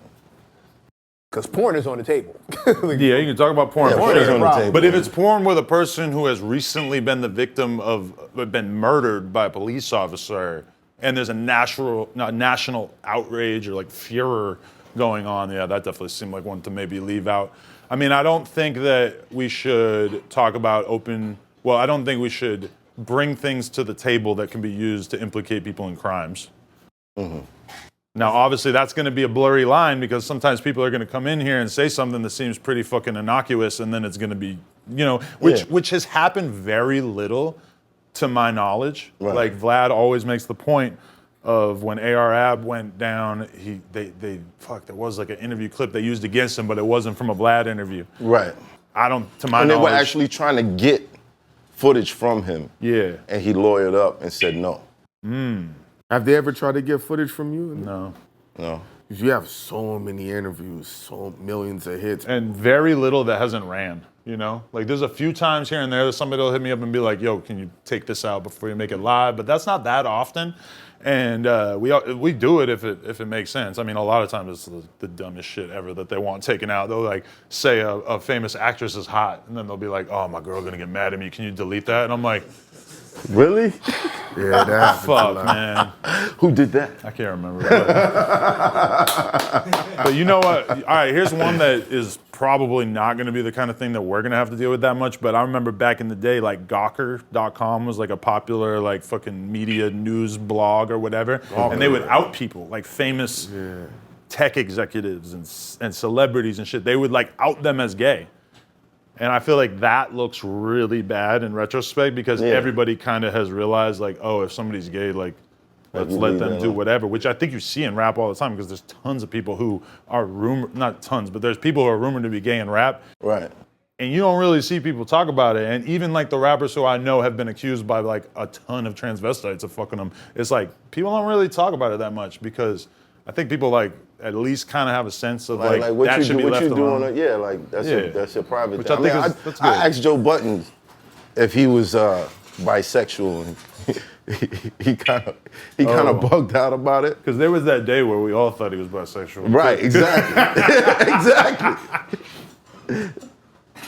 I'm alone on this? Really? That's Mecca's man. We were all talking about it in the office, like, damn, Joe? Yeah, Joe, not Joe. Who the fuck? What? Like, we're all like, But he you know, he said I was very insensitive, and then he turned around and asked Isaiah Rashad. the same question. Straight up. No filter, no nothing. Just straight up. What's up with you, Joe? He's asking the right question. He's asking what people want to know, and he also That's the knows right question to ask? I saw something. we're talking about it, ain't we? So you would ask that question? that was just really strange. No, the fact that we're discussing it means it was the right question. No, what Him happened? being able to answer it the right way for him when we ask the question is the other side of the coin. See, what I didn't like is the answer he gave to Math. Now in the same space, He does the same thing. you asked Isaiah, Yeah, why no. is that on the table?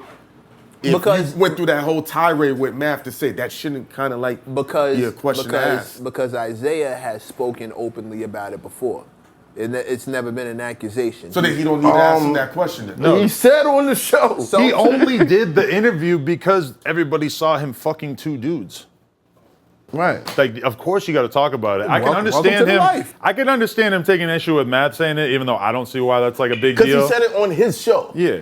To But, the public. I mean, at least it kind of makes sense to give Matt shit about it. Like, why would anyone care if I was bi? Which is like, well, it is an interview. I mean, if you're bi, that's pretty like, dude, interesting, right? You always ask the question. The answer is out of your control. You Right. should always ask the question. He could have said no Right. and just stared at you. Now, That he would've left it been kinda really funny. inconspicuous. Which is A, funnier, and B, gonna go further. Like, if you just say no, then it's just no, and then everybody moves on. If you leave it where it He is, said it wasn't my job to yank him out of the gun. that was fucking funny. Yeah, it was jokes. It was jokes. That was funny. Yeah, shout out to Joe. He's Speaking strange, of, bro. But you know, he's doing cool. interviews, like, what does it take to run the note jumper empire? Because I saw somewhere it says you make $1 million a month. What goes into that for people that are trying to reach the heights of success in the world of media and podcast or anything of that level? I've been doing it for so long that we have a huge fucking backlog of content that's earning us money on a consistent basis. I still make like a couple $1,000 off the XSS and Tasteless every month from the XSS and Tasteless interview that I did 6 years ago. Yeah. You know, just to put that in comparison, like, damn, like I could fucking Yeah, Hey. the cachet is crazy. I pay a nice percentage of my mortgage payment with a fucking interview I did 6 years ago. So, I mean, when you've been doing content for that long and you build up this catalog of stuff that can kind of be repurposed and re-uploaded or whatever, and then also I just go insanely hard. Like, I drop more interviews than anybody in rap, I'm pretty sure. I drop 5 podcasts a week, plus I do my weekly podcast, plus we have all these other guys doing podcasts on the network. And then a lot of it, though, honestly, is not like working harder. It's just being smarter. Like, we do a Facebook deal. Like, we almost make more money on Facebook than we make on YouTube. Some months we make more on Facebook.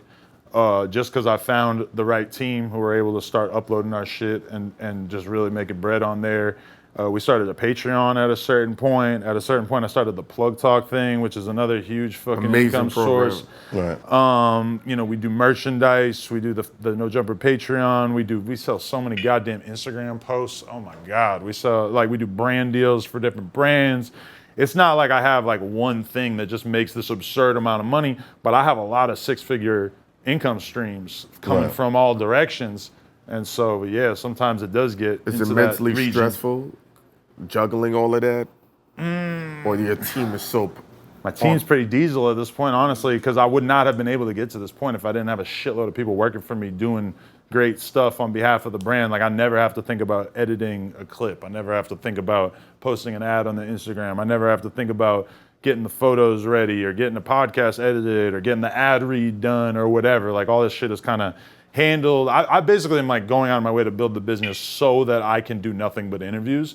Now, I don't really think that that's a good thing for me in the long run, because I realize that when I say like, yo, leave my Wednesday clear, I'm working with the team, that we end up getting so much shit done from just me being able to like really work with the team and conversate with them and figure out what they're doing. Because the hardest thing in the world is delegating responsibility. Like, it's easy for me to just be a grinder and just do hella podcasts. Like, I could make a fucking YouTube videos on my channel. I could do whatever. Like, doing all that shit's kind of easy for me. Sitting and watching applications and like picking people and saying, I think this guy could be great on camera, or I think this is the girl who needs to be running our social media or whatever. I mean, finding and discovering talent, I think I'm like good at, but that's the thing that's it's almost hard for me to like do it because I'm so obsessed with just doing podcasts, you know? Right. Do you get like a backlash when you have the team do an interview and you're not there? Nah, because like the dudes who do interviews on my platform are so fucking hyped to be doing content. And like, we've had times where artists felt like they were getting dubbed because they got an interview with somebody else on the team instead of me. Right. But I mean, like, T-Rel is the main dude who does interviews on our platform. And I feel like his shit is gonna get just as many views as mine is. Realistically, if we had the same guest, it probably wouldn't be that far off. Like, I trust him. And if there's questions I wanna make sure he gets off, I'll fucking send him a text with a bunch of shit, you know? But I mean, that's my goal and that's my real dream, is to just like continuing to like foster talent and just build out this whole world where the people can be fans of the content and just see these characters interacting with each other. Like that's kind of like the ultimate goal, to like build up the content machine so much that, and I already kind of feel like this, where me killing it and dropping 5 podcasts a week is not that consequential to the bottom line. You know? So I already kind of feel like I'm there, but I just want to get further towards that, where we have so many people making shit that me making shit is just like, I guess, you know, if you want to. But how long was it before you started to delegate? Man, or be comfortable with? Yeah. Okay, you guys take it over. I had like one employee for forever, for like 3 years, and then I just kind of slowly like just started trusting people. And it sucks because like, who's the first people you're gonna hire? Is your friends.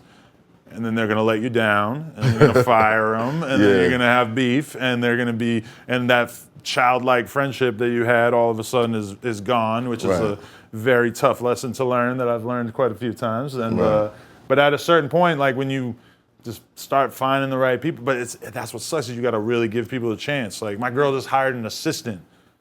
This chick is killing it. It's like an assistant made of gold. Like, she's just going crazy, like thinking of shit my girl's not even thinking about. And I've been telling my girl forever to hire an assistant, but she had an assistant like 3 years ago. Yeah, we don't know. It just happened. She had an assistant 3 years ago who ended up being a total piece of shit and fucking sued her and all this shit and turned her off to having an assistant, and now she got an assistant that changed everything. And that's the terrible part about hiring somebody, is if you hire the wrong person, it's gonna cost you money and it's gonna slow your fucking business down, and it could make your other employees less productive. And if you hire somebody who ends up being great, then they could be more valuable than the amount that you're paying them by like 10 or 20 times, you know? Wow. That's everybody. That's everybody. That's everybody. What do you every think facet. the direction of content consumption and content distribution is going? Because off camera, Math was out of the room, but Mecca and I were talking to you about how world's starting the blog era, and I know you remember that, and how Instagram cannibalized it and centralized it to the point now people like pay for a blog. I'd rather just be on, like you said, Instagram posts. You get paid for that. Where do you think the next direction or the next shift is gonna go to?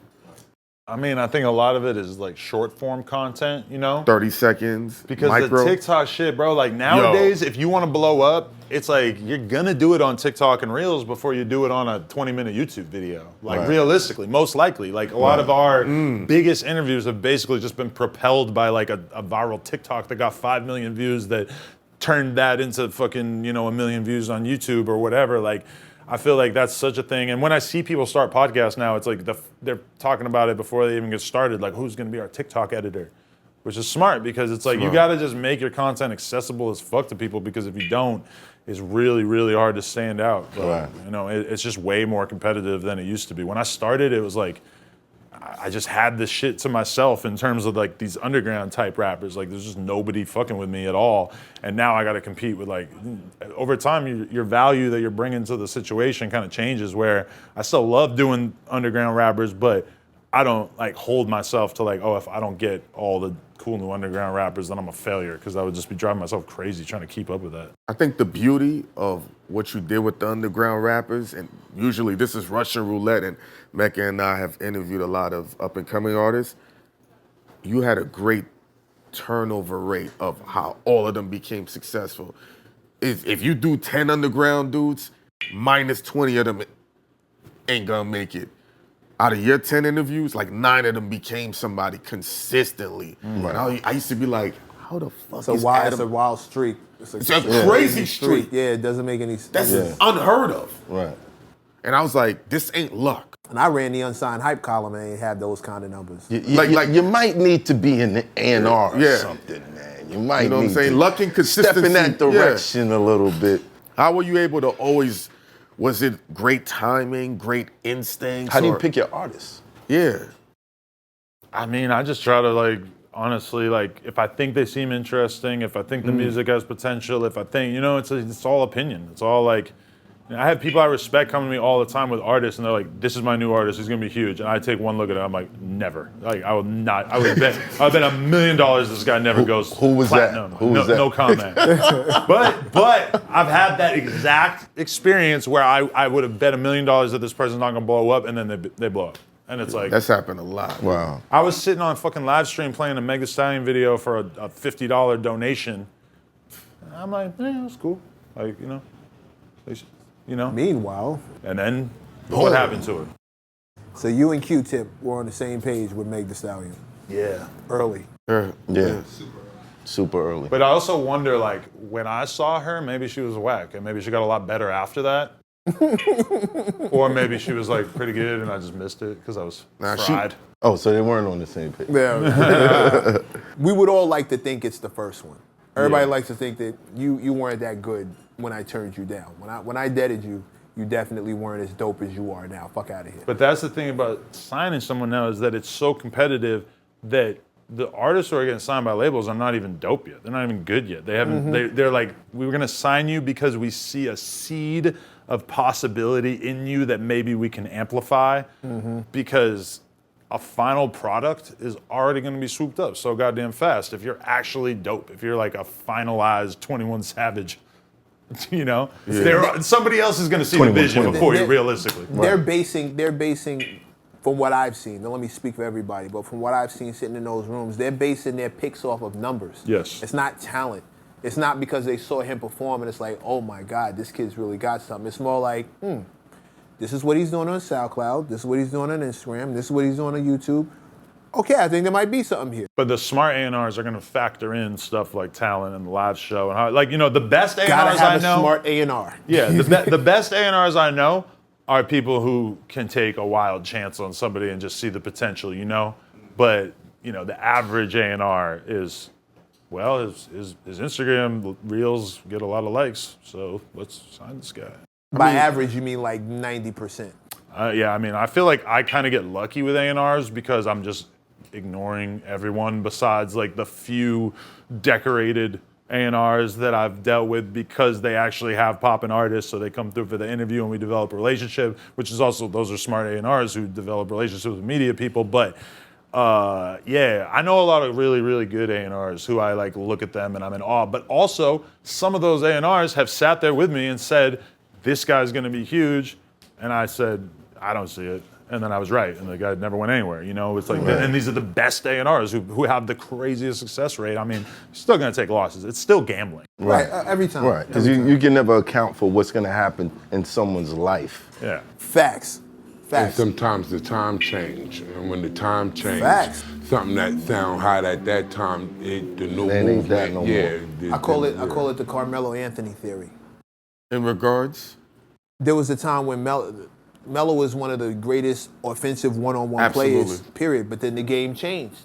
It Right. became less of a one-on-one game and more of a team game. And just that fast, Melo's skill set was seen as outdated by a lot of people who were now interested in team ball. Never even gave him a chance to really adapt. But that's what happened, like what he's saying. There are styles that were great, fantastic. And then the landscape changes. I mean, but part of that, you have to be able to identify when the landscape is changing and tweaking. Like the landscape shifted on us 3 times between you and I. We were supposed to be the fuck out of here. Yeah, facts. Facts. Thank God we have personality. But that Beyond that, but also understanding, shifting. and not being stubborn. But you have artists who refuse to change, or they can't. You were really great for this time period, and now that time And that's period why is I over, asked Adam, you haven't shifted. where's the shift gonna come and how content's gonna be distributed? Because something's going to happen where I think I see it, but I'm not gonna say it. I'll I save mean, that for off camera. I think think about I see where it's during the going. pandemic we gotta when they have were that cutting talk. all the YouTube Yeah. ads. Were you affected by that? During the pandemic, the YouTube ads started generating less. Yeah, or I forgot the terminology. It was for the black content creators from the manosphere. They all were feeling. You said They got demonetized a lot Yeah. around then. Yeah. I forgot the terminology. Ah man. Not fuck. demonetized. I was going live a lot, so Oh, you was going hammer. yeah, every night. Everybody in the crib. Facts. I feel like I built up a lot of the core base that watches this show during the pandemic. I watched so many people not take advantage of that. So many artists decided they didn't want to play themselves, and doing that was. And I mean, a lot of artists went into OnlyFans. Tiger, Safari, Casanova, whoever. You know, I mean, it's different when you making all your money going outside. And you know, these artists were making 30 to 40,000 a month going outside, and that's done. Right. And you know how they blow it through slowed money. up really fast. That whole thing dried up. People can't started be- actually promoting their own merch. That was weird. You see some guy like rappers who I know think they're too cool to promote their own merch and shit, like posting on their story like a couple times in the same week, like cop this merch, and I'm like, Damn, it's tough you out finally promoted your merch. Shit must be hard. here. Damn. Hard out here. Should have been doing it. I know, like, Should've but been doing a it. lot of rappers are just, you Too know, cool for school. Yeah. Why do you think they don't? Why doesn't that happen?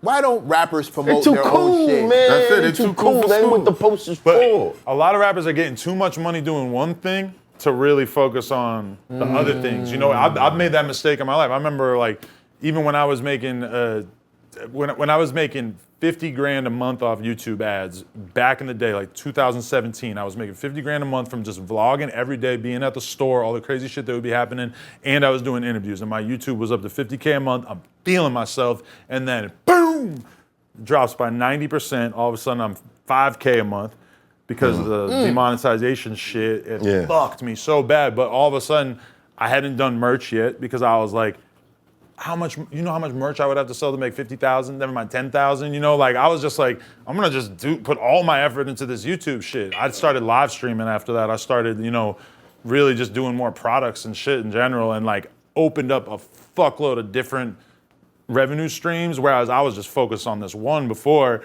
and that was such an important realization, because it's like, if you only just focus on the YouTube money, I mean, you're just leaving so much on the table, you know? And the YouTube money's dope, for sure, but yeah. If you can get it. Yeah. If you can get it. Thank God you're interesting.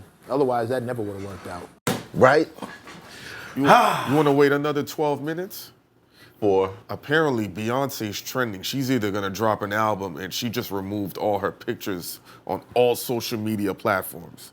It's like Holy she's shit. trending hammer. I know we've been here long. I want to leave just like all of us, but this shit, look at it. That's what everybody wants to see. They're like, what does Adam and Matt Hoffa think about Beyonce's new drop? like, what's going on? Unfortunately, we won't even be dropping this footage. by the time it matters. You want to know some bugged out shit though? What? While we were doing this kid who's got a lot of beef parked in the parking lot to come into the No Jumper studio, and he got pistol whipped outside in the parking lot by some dudes who were looking for him. Okay. And I got my phone on Do Not Disturb, but trust me, I'm getting a lot of texts right now. Carmen knows how to collect the rent on time. Listen. Last words? Shout out to Viper Records. Demo. Nah, Viper Records. The whole shout out to the whole team. No, I don't want to keep singling out one person because there's so much. Oh, somebody called your phone. There's something. Well, somebody's always calling my phone. But Demo caught the look on the last episode. There's so much. No, there's so much good talent. I feel bad only talking about one person.